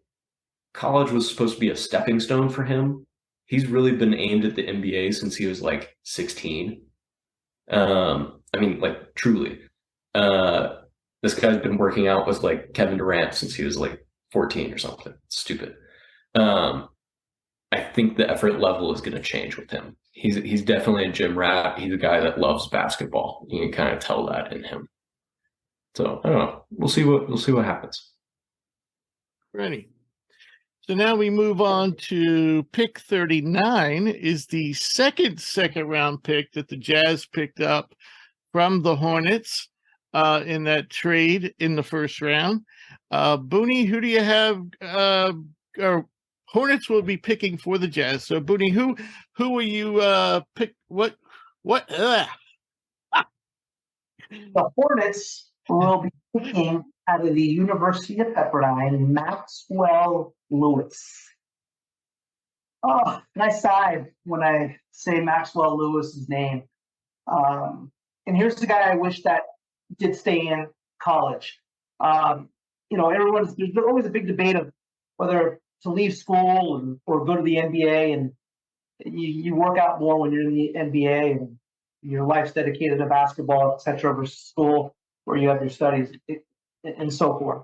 But what it does allow you to do, college is staying in, is allow you to play against individuals with your same type of physicality, and you discover things you can do that you never knew you could do before. Whereas going to the NBA, your game is regulated to a certain point, which I think is going to happen to Maxwell Lewis. He's 6'7", wingspan of 7'1". When you watch him play and he's going good, there's nobody, in my opinion, prettier to watch than Maxwell Lewis. Long strides to the hole, can finish up the rim, and he had a lot of hype going into his sophomore season. Started out great. November, December, he was averaging 21 a game, and not one mock draft in November and December didn't have him going mid to late first round. Everybody had him going first round somewhere for the most part. Oh, Hoops Prospects didn't. You did? Okay. No, we never. I've never had him ranked any higher than probably 35 on our draft board. Once he got in the conference, he struggled. He averaged 15 a game and shooting 25% from three, slipping his draft stock. Now, was that due to him being on a bad Pepperdine team and he was looked to be the primary scorer? Maybe. One thing that was good off him is he was a knockdown shooter off the catch, 43%. Okay, And he has shown signs of being a very high-level scorer. Playmaking is in question. Only averaged 2.8 assists per game when the ball was primarily in his hands. And to go along with that, he averaged over 3 turnovers a game, which makes you question his physicality. He was an inconsistent shooter and an inconsistent scorer for a guy that is being drafted solely to be a scorer and a shooter, which is another question as well. Abysmal numbers in conference, and a conference that is not very strong, with the exception of St. Mary's and Gonzaga, make you conclude that Maxwell Lewis is who Maxwell Lewis is.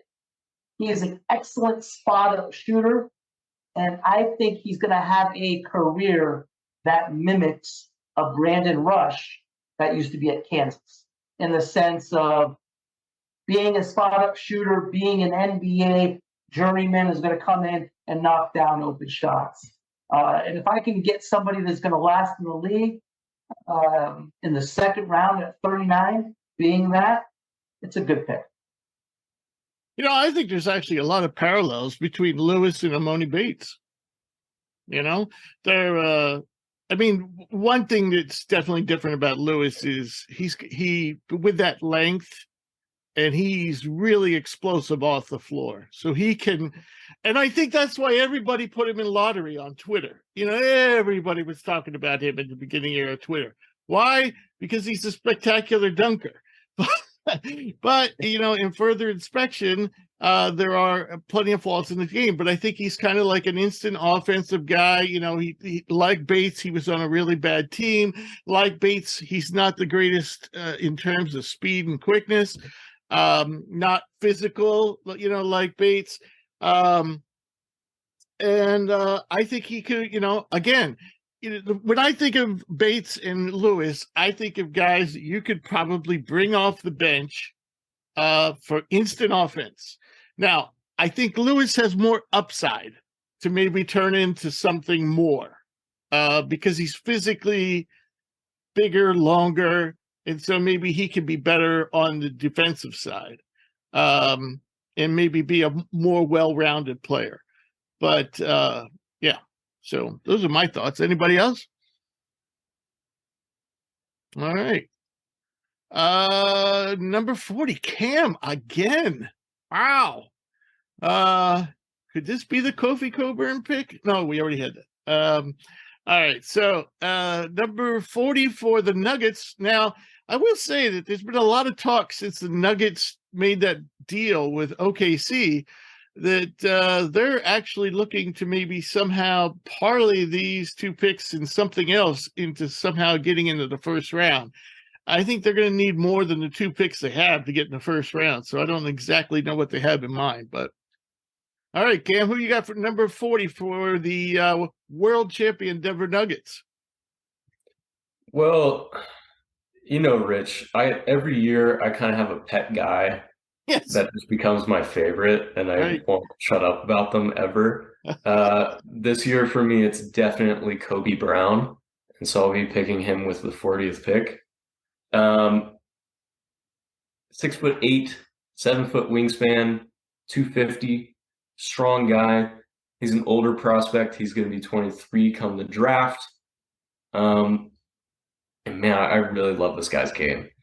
He was truly Mr. Do Everything for Missouri this past season. He would play spot minutes for them at center. It was a team that didn't have a lot of depth in the front court. He'd bring the ball up. He'd shoot. He's a corner guy. He'd run pick and roll in both sides, right, as the roll man and as the ball handler.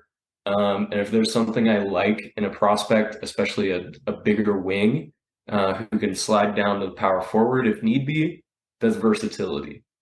He shot about 62.3% at the rim.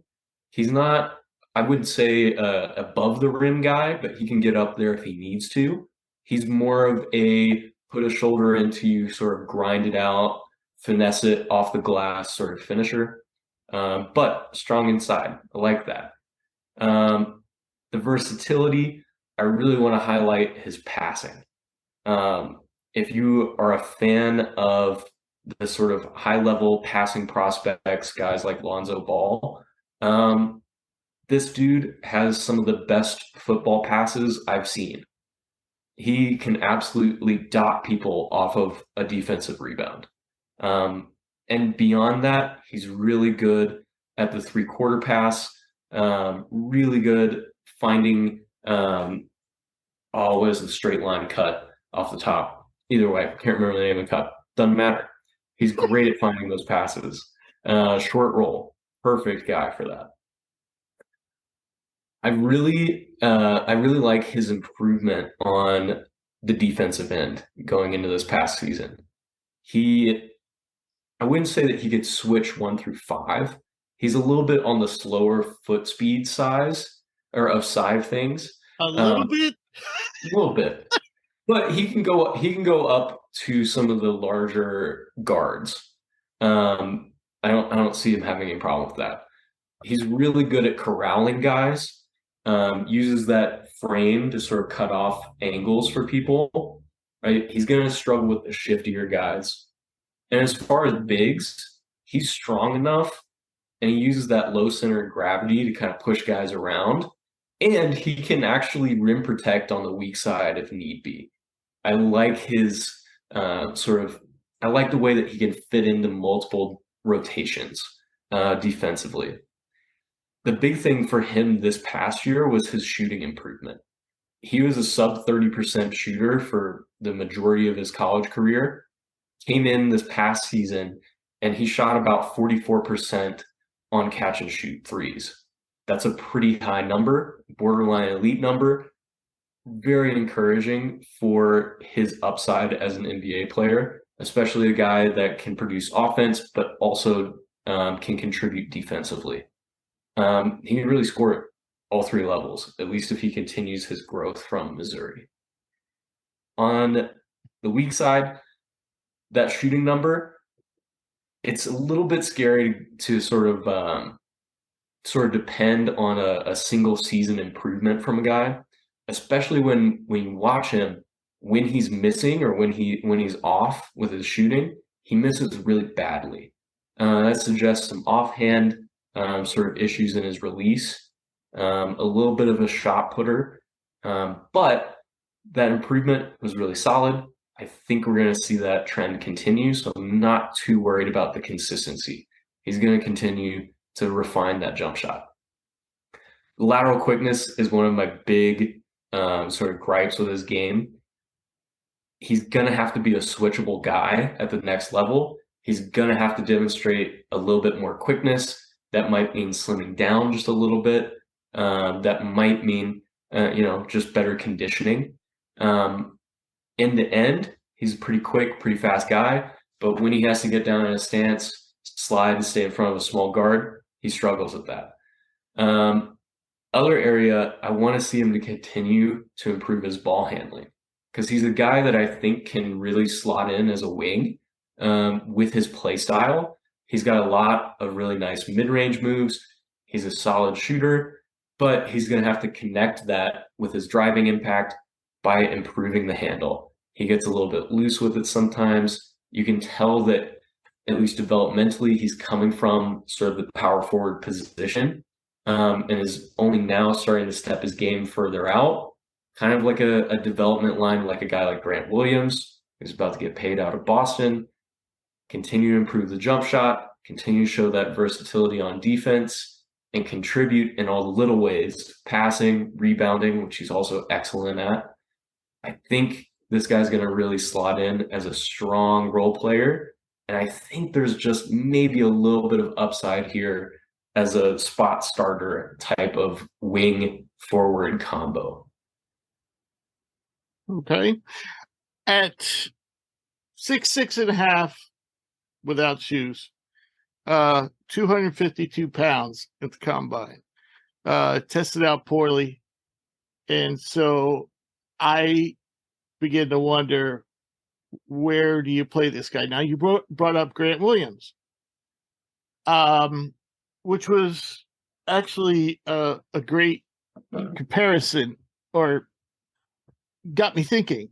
So he's definitely more versatile than Williams was at Tennessee, or maybe even how Williams is now. The question is, well, you know my concerns. I'm concerned on the defensive end. That's what I'm mainly concerned. He's probably not gifted enough to have the ball all the time. So what's he going to do? Is he going to play inside? Is he going to play outside? Yeah, I'm just having a hard time seeing how he's going to be used. Being, and this is a guy who's played his whole career up until this year as a center, basically. So I was trying to think of sort of a comparison type player. So I just like thinking through sort of the routes that a guy's career could go. On the high side, he reminds me of like a Luol Deng. Right? Deng was a guy, like his measurables, all of that wasn't anything that was going to blow you away. He wasn't going to drop off the screen. He was doing, like, offensively, he was coming off the screens to shoot. He could run a little bit of pick and roll in both directions. Again, like both as a roll man and a ball handler. Solid passer.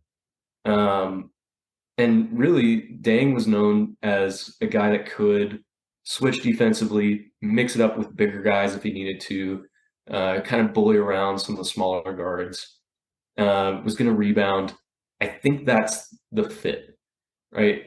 To go off of the Grant Williams comparison, I think Brown, he's a more ready to sort of move into that wing role in terms of his ball handling. He's demonstrated more already as a shooter than Williams did in college, and Williams is now one of the better shooters in the league in terms of spot up. But I like guys with versatility. I'm always going to go to that. And even though he didn't measure out to his listing, because Missouri did list him at 6'8", understandable, because he is absolutely pushing guys around down there. He's, I believe, 250 number. If anything, it might be higher on the weight. That one might be a little bit 252.2 at the combine. Yeah. So ultimately, these guys are all about 6'6" plus. If you're 6'6" plus, you can slot down to the power forward if need be. You can move all the way up to shooting guard if need be. Right? They're really looking at the skill set, body type, which one is going to be the best fit for him. I think he's probably a 4 that can slot up to small forward if need be, depending on which area of his game he continues to develop most.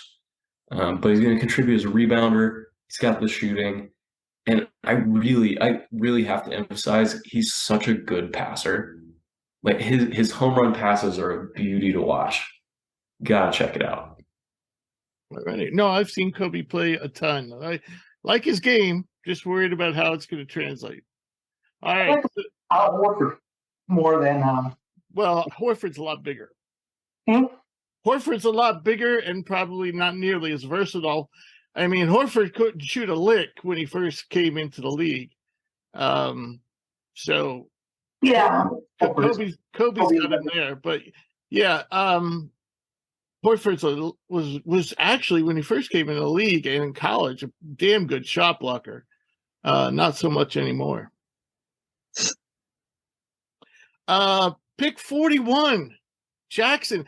I've actually noticed, I've been looking at Jackson while he's been listening to us all ramble on. His hair was very dark when we started this episode. Now it's got a little bit of gray in it. That's how long we've been talking, and Jackson had to sit there in silence.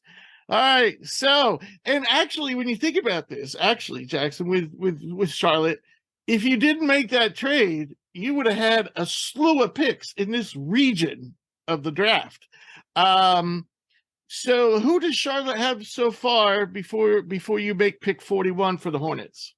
Right. So with the trade, I had a couple of first-round picks. I had Brendan Pojemski from Santa Clara and Omax from Marquette, which now thinking he might not even fall that far. Right.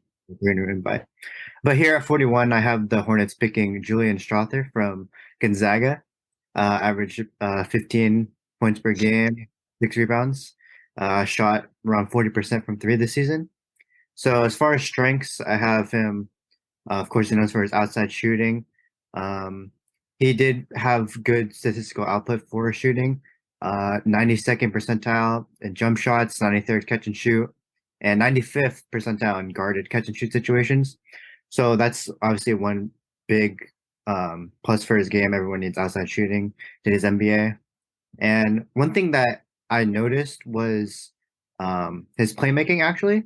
So while he was pretty good secondary ball handler and can attack off the catch, but statistically only averaged about 1.3 assists per game. But as far as analytics go, 82nd percentile as a pick and roll ball handler, which included passes. Another plus, obviously, is his confidence. They turned to him at Sweet 16 game. Unfortunately for me, hit the shot against UCLA, not for Drew, but knock him out. But for weaknesses, I would say athletically, he's not the strongest athletically at all. I mean, didn't test well at the combine. Not a player that'll finish above the rim. Only had 7 dunks and relies mainly on layups at finishing. Does have a strong runner, 94th percentile, but he did struggle at the rim with 45th percentile for points per shot at the rim. Along with that, he is pretty active off the ball. I think he's a smart defender and he competes, but he didn't have the highest statistical output once again. Average only about 0.84 steals and 0.43 blocks per game. But for the Hornets here, I think it'd be a good fit because of their lack of shooting, ranked 29th in 3-point shooting percentage last season. I think he could be a pretty immediate contributor just based on his shooting alone. And because of the fact that I think he does have a little bit more playmaking ability than people think, he can contribute a little bit more than that. But he will be held back by his limitations athletically, and I think the low statistical output on defense is a concern. But Drew has definitely watched more Gonzaga than me, so I'd love to hear his thoughts about Strother. Yeah, Jackson, I mean, I think right away I really like how you highlighted the runner. I think a lot of times an issue with college shooters is that they don't have a counter move, and that if you can run them off that line, they look like deer in headlights. Strother has the size. He's comfortable with the ball in his hand, and he can hurt you with playmaking. And that runner is just a great counter move to when people try to get him off his 3-point spot. I do agree defensively. He's not a flashy defender. He's not a guy who's going to pin people at the rim. He's not going to make big steals, but he's 6'7", 210 pounds. You're not going to bully this guy around. He's going to be able to rotate well. One thing I think you didn't hit on. He's a great rebounder for his size, in my opinion. I think this is a guy that can very easily pull down 5-6 boards a game if he really wanted to. This guy is a really, really active rebounder.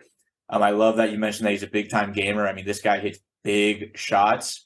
And I think he's just kind of a relatively safe floor. There's not really a high ceiling. I mean, the athleticism does hurt. I mean, that's why he struggled at the rim. That's why he's not getting those big defensive stats. It's because he's had a 34.5-inch vertical. I mean, that's not really impressive at all for a guy that's 6'7", 210. Like, if this guy had a 39-inch vertical, a 40-inch vertical, we'd be having a very different story about him, I think. And I think overall he'd be a very different player. But I really like Strother's game. I personally have him graded right at the tail end of the first, if not early second, because like you said, I think he's a guy that can come in and help teams. He has a bankable skill in shooting.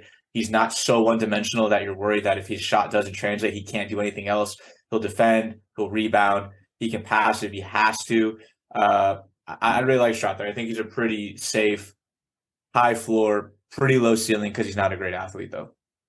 So next up, we're sticking with Jackson at number 42. He's picking for the Wizards. Early in the first round, he took Anthony Black. Who do you have for the Wizards this time around? Yeah, so sticking with Arkansas, I'll go with Jordan Walsh. Wow. To pair with Anthony Black. Gives him another defense upside prospect, I believe, with really strong measurables, 6'6", but with a 7'2" wingspan. But the biggest question mark is his perimeter shot. But as far as his overall strengths, as I mentioned, his physical profile, 6'6", 7'2", does play with a pretty relentless approach to the game. plays hard. When he gets the ball, he drives to the rim. He'll drive it hard, put the ball on the ground. 86th percentile for points per possession in offensive putbacks. And when I watch, I would think that he has a good transitional game and motor, but he was only in the 49th percentile in transition, and in cutting as well as only 20th percentile. So that's a bit of a different statistic than what I saw. But also, I think one of his biggest strengths is his defensive versatility. Average about 1.1 steals per game and half a block per game. And I think he definitely looks the part of a switchable defender because he has the size, strength, and length to be able to guard, I think, most every wing position. And I don't think he'll be afraid to guard anyone in the post as well, because he's only about 204 pounds, but I think he won't shy away from any of those bigger matchups. As far as weaknesses, I would say his biggest one obviously is his shooting. Only 27% from three. His form doesn't look terrible, but when I was watching, he would miss a lot of shots pretty badly. 23rd percentile in jump shots, 24th in spot-up situations. But he did show good touch with 92nd percentile in runners, but that was on a small sample size, with 15 runners only on the season. Another weakness that I saw was maybe playing more disciplined. Sometimes he'll get a little overly aggressive on both sides of the ball, can get a little out of control on drives, and can play a little overly aggressive on defense, overzealous, and has some avoidable fouls, I would say. But for Arkansas, I don't think he was asked to do a ton because they did have a lot of other perimeter talent. And I think he could play a similar role, playing hard on defense and hopefully developing an outside shot to become more of like a two-way contributor. And just an interesting fact that I saw when I was looking through his profile and stuff, that his agent is actually Ramon Sessions, former NBA player. So there you go. Yeah. I love Jordan. You could actually see him grow before our eyes. Early in the season, he was reluctant to shoot. Even if he was open, he was reluctant to shoot.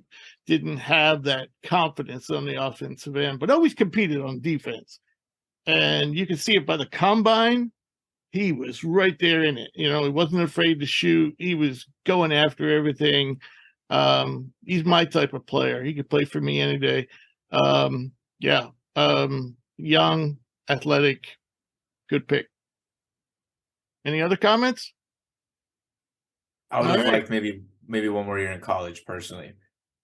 Yeah, to develop that offensive game. Right now. I think the package is there, but there was that stretch. He had some stretches where he would go 5, 6, 7 games and score like 2 points, 4 points, 5 points. I'm not expecting him to average 20 a game, but if he could have gotten to like a solid 12 points per game, crank the rebounding up maybe just a little bit, just because he's a little bit more mature, I think he would have had a better shot at going higher. But I do like Jordan. Yeah, when he stayed in the draft, I think I said something very similar. I said I wish he would have stayed. I think he could have been an All-American with another college season. Be a lot less pressure on him to develop offensively. Wouldn't be thrown to the wolves, so to speak. But can't control what they decide. All right, so Drew is done eating, and just in time for pick 43 for the Trailblazers. Who you got, Drew? So pick 43, I have the Blazers drafting the heir apparent to Yusuf Nurkic with Tristan Vukovic, which I always mess with the last name there. Vucevic. So just a quick measurements. He comes into the combine at 7 feet tall, 223 pounds with a 7'2" wingspan. Vertical is only 30 inches, but from 7-footers, that doesn't really weigh on me too heavily. So I'm not too concerned there. When you look at strengths, right away, the biggest selling point for this kid, it's going to be the shooting upside. In Adriatic League play, which is a pretty competitive league, he played in 22 games, about 15 minutes per game, where he shot 40% from three on 2 attempts per game. At the combine, he was the top center in shooting drills across the catch and shoot, on the move, And is it off the dribble, Rich? Is that the third category that they have them shoot? You caught me off guard. In the combine, don't they do the catch and shoot, on the move, and off the dribble shooting drills? I think there's three categories. Yeah. It's off the catch, on the move, and standing in the corner. Okay. So across those three, he averaged out at about 60.7% for the shooting drills. That was within 1% of Isaiah Wong and Amari Bailey, guys that we think of as pretty solid shot makers and shot takers. He can put the ball on the floor. He's comfortable with a 1 or 2 dribble moves to kind of get to his spot within the arc. He's got a comfortable mid-range shot. He looks pretty fluid when he does it. He's not laboring as a 7-footer. Sometimes I worry when guys put the ball on the deck and try to rise up that it looks really awkward and it's really slow. Doesn't really concern me with Tristan. He's a decent athlete, and I mean that in the sense that he seems pretty well coordinated. He moves pretty well in transition in the half court. It's nice to see some fluidity because, again, sometimes these big guys are a little uncoordinated, a little awkward. They don't seem to know how to really exist in their bodies yet. There are shades of a post game here. When I watched some film and some highlights of him playing at lower levels of international play, he definitely showcased some solid footwork. Granted, again, this was against lower levels of competition. Once he got to a higher level of play, he really relied on his follow-away jumper, which he can hit. He's got a nice little, shoulder fake and then turn around and shoot the fall away. There is some passing upside. He only averaged 0.8 assists per game across his 2022-2023 play. But he does seem comfortable with the ball in his hands when he's at the free throw line, high post area. It doesn't look like he's overwhelmed. He looks to generally make a read if he has to, if a shot's not there. What drove a lot of his stock up was he looked really good at the combine. In the one game he played, I believe he scored 21 points, and he hit people with a combination of 3-ball, follow-away jump shots. He had a couple of dribble pull-ups, hit some free throws. He did actually have some success in putback situations as a rebounder from the games I saw. He's not like a massive threat to crash the glass, but there were just a few times where maybe it was just simply right place, right time. But he did gather a few offensive rebounds and finish them, which I thought was kind of surprising because when I get into my weaknesses, my biggest issue is he doesn't really play like a 7-foot big. From what I looked with the information I found, close to half of his field goal attempts came from the perimeter. This is a 7-footer who likes to play like a wing. He's a below average rebounder, in my opinion. Across all of 2022, 2023, he only averaged 2.4 total rebounds a game. If we were to translate that to NCAA play, he would have been roughly like 330 for total rebound percentage, which for a 7-footer is pretty unacceptable, in my opinion. He's not a shot blocker. He had less than half a block per game. And again, if we translate that to NCAA rankings, he would have been in like the 370s in block percentage. Admittedly, that's where guys like Drew Timme and Armando Bacot are, but we don't think of either of those guys as defenders. And at 7 feet tall with a 7'2" wingspan, you'd like to see a little bit more rim protection from a guy. I didn't really see him operating in pick and roll situations. This is a guy who prefers to live outside on the perimeter. He's either looking to shoot the 3-ball or put the ball on the deck and try to maybe get to a mid-range or follow a jump shot. Again, I don't see him as a really good screen setter. He doesn't screen with like intensity and roll hard to the rim. Again, when he does screen, it's kind of like a little half, I'm just standing here, and then he kind of flares out for a jump shot. Defense, I thought there was a lot to be desired. I think he struggled physically just from a lateral standpoint because he is 7 feet tall. And more importantly, I think there was a mental block at times with his read and reactions. He just didn't read offenses very quickly. He didn't react very quickly. On an island, he's vulnerable to quicker players, and against bigs, I just think he's really soft right now. So he wasn't really popping at all defensively. I mean, there was the occasional block here or a defensive rebound to end a possession, but it wasn't anything that made me go, oh, that kid's 7 feet tall and plays like it. And again, that's the biggest issue I have with Tristan. He's the epitome of the soft European big. He settles for follow-away jumpers when he has the ball in the block or the high post. He's not going to try to make a move and get to the rim. He's going to just turn, fade away, and shoot. He's going to pull up when he does put the ball on the deck. He's not going to try to get to the rim and dunk it on you. He's going to just try to stop and pop. And ideally, he's going to try to stand and just let threes fly. He's not a rebounder. He's not really a rim protector. There's polish to his game in terms of some of the things he does. They're skilled things, but sometimes from a 7-footer, I need you to also be a 7-footer and rebound and maybe contest shots at the rim and play like a big, under the basket every once in a while. He's definitely a project in my opinion, which is why I have him in that 43 range. But at the end of the day, he is a stretch big, and we know that's a commodity in the NBA. A 7-footer that can legitimately step out and hit the 3, that can legitimately put the ball on the deck, not as a playmaker really, but just a 1-2 dribbles, and he looks comfortable doing it. I think there's value there. he's not the defender Porzingis is. I don't think he'll ever be the defender Porzingis was, especially early on as like that rim protector that we thought about, when he was the unicorn. But I think there's kind of a ceiling there where if he can learn to just maybe play more physically, protect the rim with some intensity, he can step out, hit the three. He just has the sheer size and wingspan to hopefully defend the rim a little bit. And while he might not be a double-double guy, if he can get that rebounding up, I think there's an area where he shoots in the high 30s from three, pulls down maybe 7-8 rebounds a game.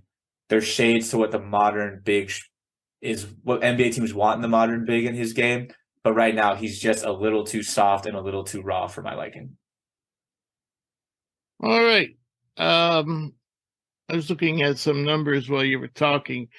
He plays for Partizan, which is a really good team, a EuroLeague team. So he played in the Adriatic League and EuroLeague. And so that means he played against top-notch competition. He also, your boy, is it Smalarek? Smiley-Jack. Yeah, he starts in front of him. And so Tristan only played about 12 minutes per game. So you throw in only 12 minutes per game, plus the fact that he's playing against really high-level European competition, you really can't compare his numbers to college. And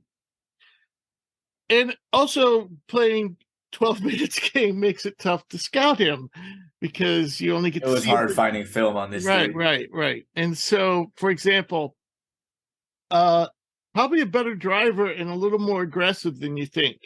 I'm looking at the numbers. He took 54% of his shots were jumpers, 32% were at the rim, about 2% in the post, and about 4% were runners. So, and when I saw him drive, he's certainly not fast, but he doesn't need to be super fast because of those strides. But he's definitely kind of impressive when he puts the ball on the floor. He's not Bam Adebayo or anything, but for a 7-foot guy who's all arms and legs, I saw him do an in-out move and do some reverse layups and stuff like that, attacking from the baseline. But here's the thing. He is a deadly shooter. Made 37% of his jumpers this year, 79th percentile, and he can do it off the dribble. 92nd percentile. Now he doesn't shoot a ton off the dribble, but you are right. That's for the most part, spot up is what he does, and cuts. And the one disappointing thing is he's not used a lot in the pick and roll.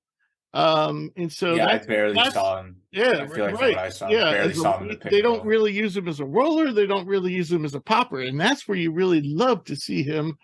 Coming off. So he's young. What is he? 19? I think he's 20. Oh, he's 20. 20, right? Okay. 20.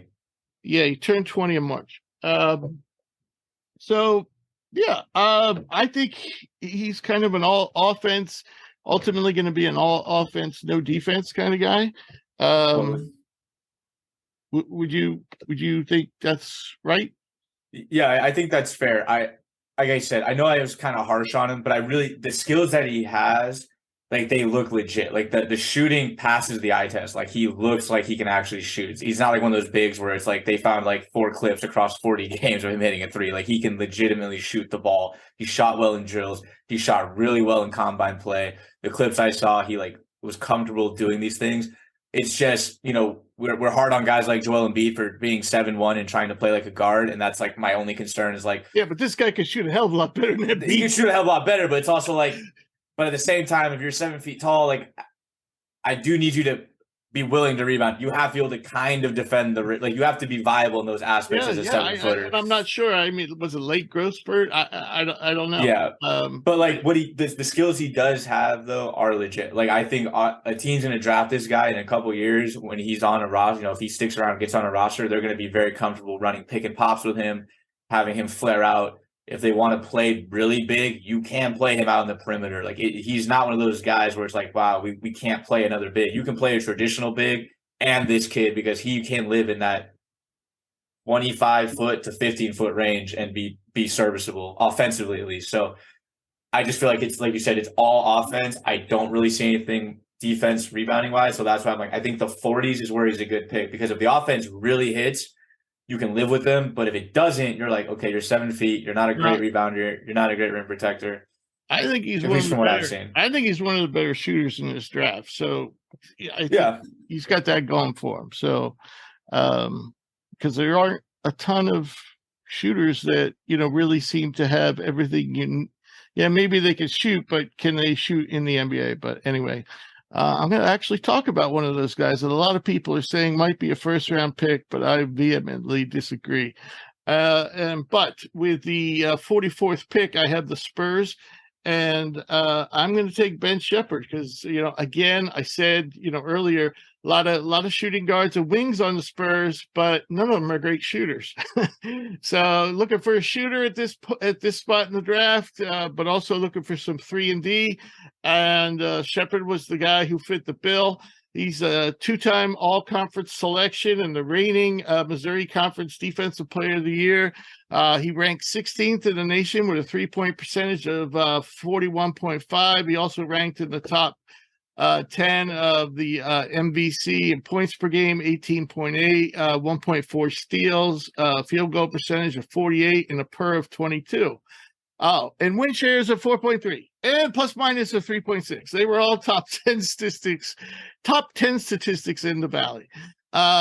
Even so, I think, expectations should be tempered because his senior numbers that he produced last year were pretty much somewhat kind of unlike any other season that he had before. And he had a good junior season, but not like his senior season. And we have to consider the inferior conference that he's playing in. You always have to take into consideration where are these statistics being produced, and he did his in the Missouri Valley. And Belmont and Drake were about the only two good teams in that conference, and even they weren't like top 25 teams. So Shepherd is an excellent athlete in terms of speed and quickness. One of the first times I saw him, I thought he was just kind of like a Jordan Hawkins like player, and he does do that a lot. Shoot off screens, but he's more than that. He's definitely a 3-level scorer. He's a smooth shooting stroke, and he can hit jumpers from short, medium, and long. This year, he ranked 92nd percentile as an overall jump shooter, 93rd off the bounce. He also is really good in transition, spotting up, as I said, coming off screens, and handling in the pick and roll, though he's not a great passer. He's not a bad passer, but that's not what he was doing at Belmont. He wasn't really an assist guy. He also, in Belmont's offense, he wasn't really used as an isolation scorer, but I think he could be, with his speed, quickness, dribble moves, he can be, if he needs to be, a good isolation scorer. He's an extremely quick, alert defender who plays with effort and energy. So the Defensive Player of the Year award was well earned. As far as weaknesses, like I said, had just one exceptional college season, had never shot better than 37% from deep until this year. In his career three-point percentage, including what he did this year, is still only 37% over 4 years. He's certainly unproven versus high-level competition, though he played well at the combine, so that was a step in the right direction. Also a subpar free throw shooter, 68% this season and only 70 for his career. Pretty unusual for a good 3-point shooter to be that low at the free throw line. Lastly, he's on the skinny side and not overly physical. And the other thing is, and this kind of confused me, and I suppose it comes from not being a physical player, not seeking contact. Though he's a fairly balanced scorer in terms of driving and shooting, he's fouled at a low rate. Not an alarming low rate, but a low rate. So that was my analysis of Ben Shepherd. So I think he has a 3-and-D potential, but I'm not sold on to think that he should be going in the first round. Anyone else? He is mocked in the first round quite a bit. What do you think people are looking at there? What's sort of he's the flavor of the month. He's flavor of the month. He did well at the combine, but you see this flavor of the month thing, in these draft circles. Once somebody says it, then everybody says it, and they all want to have the guy from the little guy. They want to be.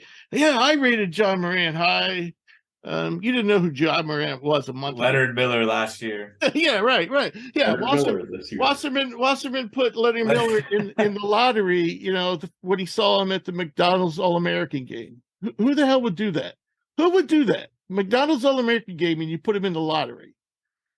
So, yeah, this shit happens. You look at it, 42% from deep this year. Really good athlete. Good defender. Like I said, he doesn't have an NBA body because he's skinny, but it's all there for 3-and-D. Okay. So that's really good. Shortage of shooters, Okay. So he's got that going for him. But at the same time, he only did it for one season, and he did it at the Missouri Valley Conference. So, and he doesn't shoot good free throws. So how do I know that the 42% that he shot this year isn't the anomaly? So yeah, but I think he's a solid bet for, mid to early second round. And I think he'll definitely be drafted. If he falls to the 50s, I wouldn't be shocked, but All right. So the last part of this episode of the mock draft, we have pick 45. And Jake hasn't talked forever. He just woke up from a nap. Thank goodness, just in time. He's picking for the Grizzlies. Jake, who do you got for the Memphis Grizzlies, who will be without John Morant for the first 25 games of the season? You want to hear something crazy? I heard not Trey Jones. Who's Trey's brother? Tyus. Tyus. I heard today that they are talking about trading Tyus Jones. I'm like, who's going to play point guard? Jake LaRavia or David Roddy? All right. Anyway, sorry. Look, at this point, you're not going to find. You got to have a hell of an eye to find yourself John Morant. But I'm not going to go point guard and have a knee-jerk reaction that they're going to need a ball handler at 45 to play right away. Going to go with a guy that will provide some depth on the wing for them, and a guy that you know what you're going to get and is a proven winner, and that's Jalen Wilson from Kansas. Got coached really hard by Bill Self, was there for 4 years, basically redshirt, or did redshirt the first year. Last year, 2 years ago, wins a championship with that team. Last year, All-American, could have won. There was only 3 guys, I would say. It was Trace Jackson Davis, Zach Edey, and then Jalen Wilson that were in there for the Player of the Year candidate. He was that good, led this team in scoring. You know what you're going to get. He's good at a lot of things. I don't know if he has an elite skill, but he's damn solid at a lot of things. Likes to get downhill, overpower people, very physical when he gets into the paint. Doesn't shy away from contact, bullies mismatches when he's down there. Going off of what's his elite skill, he does, like I said, there's a lot of things well. He's a good defender. He's a good shooter, I guess, although the numbers don't reflect that. I think that he's actually a better shooter than what he's given credit for. Made 40% of his unguarded catch and shoot threes, but if you look at the totality of the three-pointers, took almost 6 attempts last year, shot only 33%. But he gets squared very quickly, coming off of screens, coming off of movement. He can catch and get squared quickly. Nice high release. Just has to make more. And I don't think that there's necessarily a lot wrong with the shot. I think he will make more. He had to do a lot offensively for this team at being kind of their focal point. But you know what you're going to get here. Solid player, got good coaching, was a part of a lot of successful teams. As long as he's not a liability on defense, can get that 3-point shot up a little bit, which I'm banking on that he can. You're getting an experienced player, a guy who's ready to take up some minutes right now, add to the wing depth on the Grizzlies. And at this point, instead of maybe taking a swing for an upside guy who maybe might not play, I know what I'm going to get in Jalen Wilson. I'm going to get a strong, coachable guy, been on a lot of successful teams, played a lot of minutes in college. So I'm going to take Jalen Wilson here at number 45 for the Memphis Grizzlies. All righty.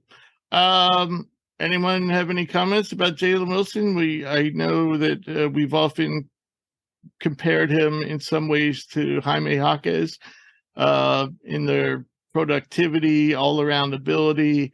Kind of curious that they've kind of like separated so much that one's now going late in the first round, and one is kind of dropped to the middle of the second round. Any thoughts? I mean, I think he could go higher than this too. Kind of like Jaquez, Jalen Wilson's an average NBA athlete. He's not good. He's not bad by any means, but I think that hurts him a little bit too. He never averaged above a steal a game on the defensive end too, which I think there could be some worry there, but like he's got an NBA frame, being about 225 pounds, 6'8". He's got the size you want on the wing. It's just when you have these jack of all trades, like masters of none type guys, I guess it's just kind of hard to like, well, what can we bank on? But I know it doesn't really answer your question, but no. I I think you hit the nail on the head. I think he's vertically challenged too, so he can struggle around the rim. And he's not like his teammate, Grady Dick. He's not like a knockdown, 40% 3-point shooter. It's another one of these guys. It's kind of a jack of all trades. So again, where do they fit? And a lot of that's going to come down to who has the most heart, and maybe a lucky break here and there, fall in the right place at the right time. All right, so that wraps up our the middle of our second round. I'd like to thank everyone for joining us. We're actually going to be recording the rest of the draft shortly later on tonight, so we're going to be putting these out back to back tomorrow. But as always, I want to thank all our listeners, and I want to thank all the guys who contributed tonight. And we'll be back in a little bit to finish off this mock draft. Go.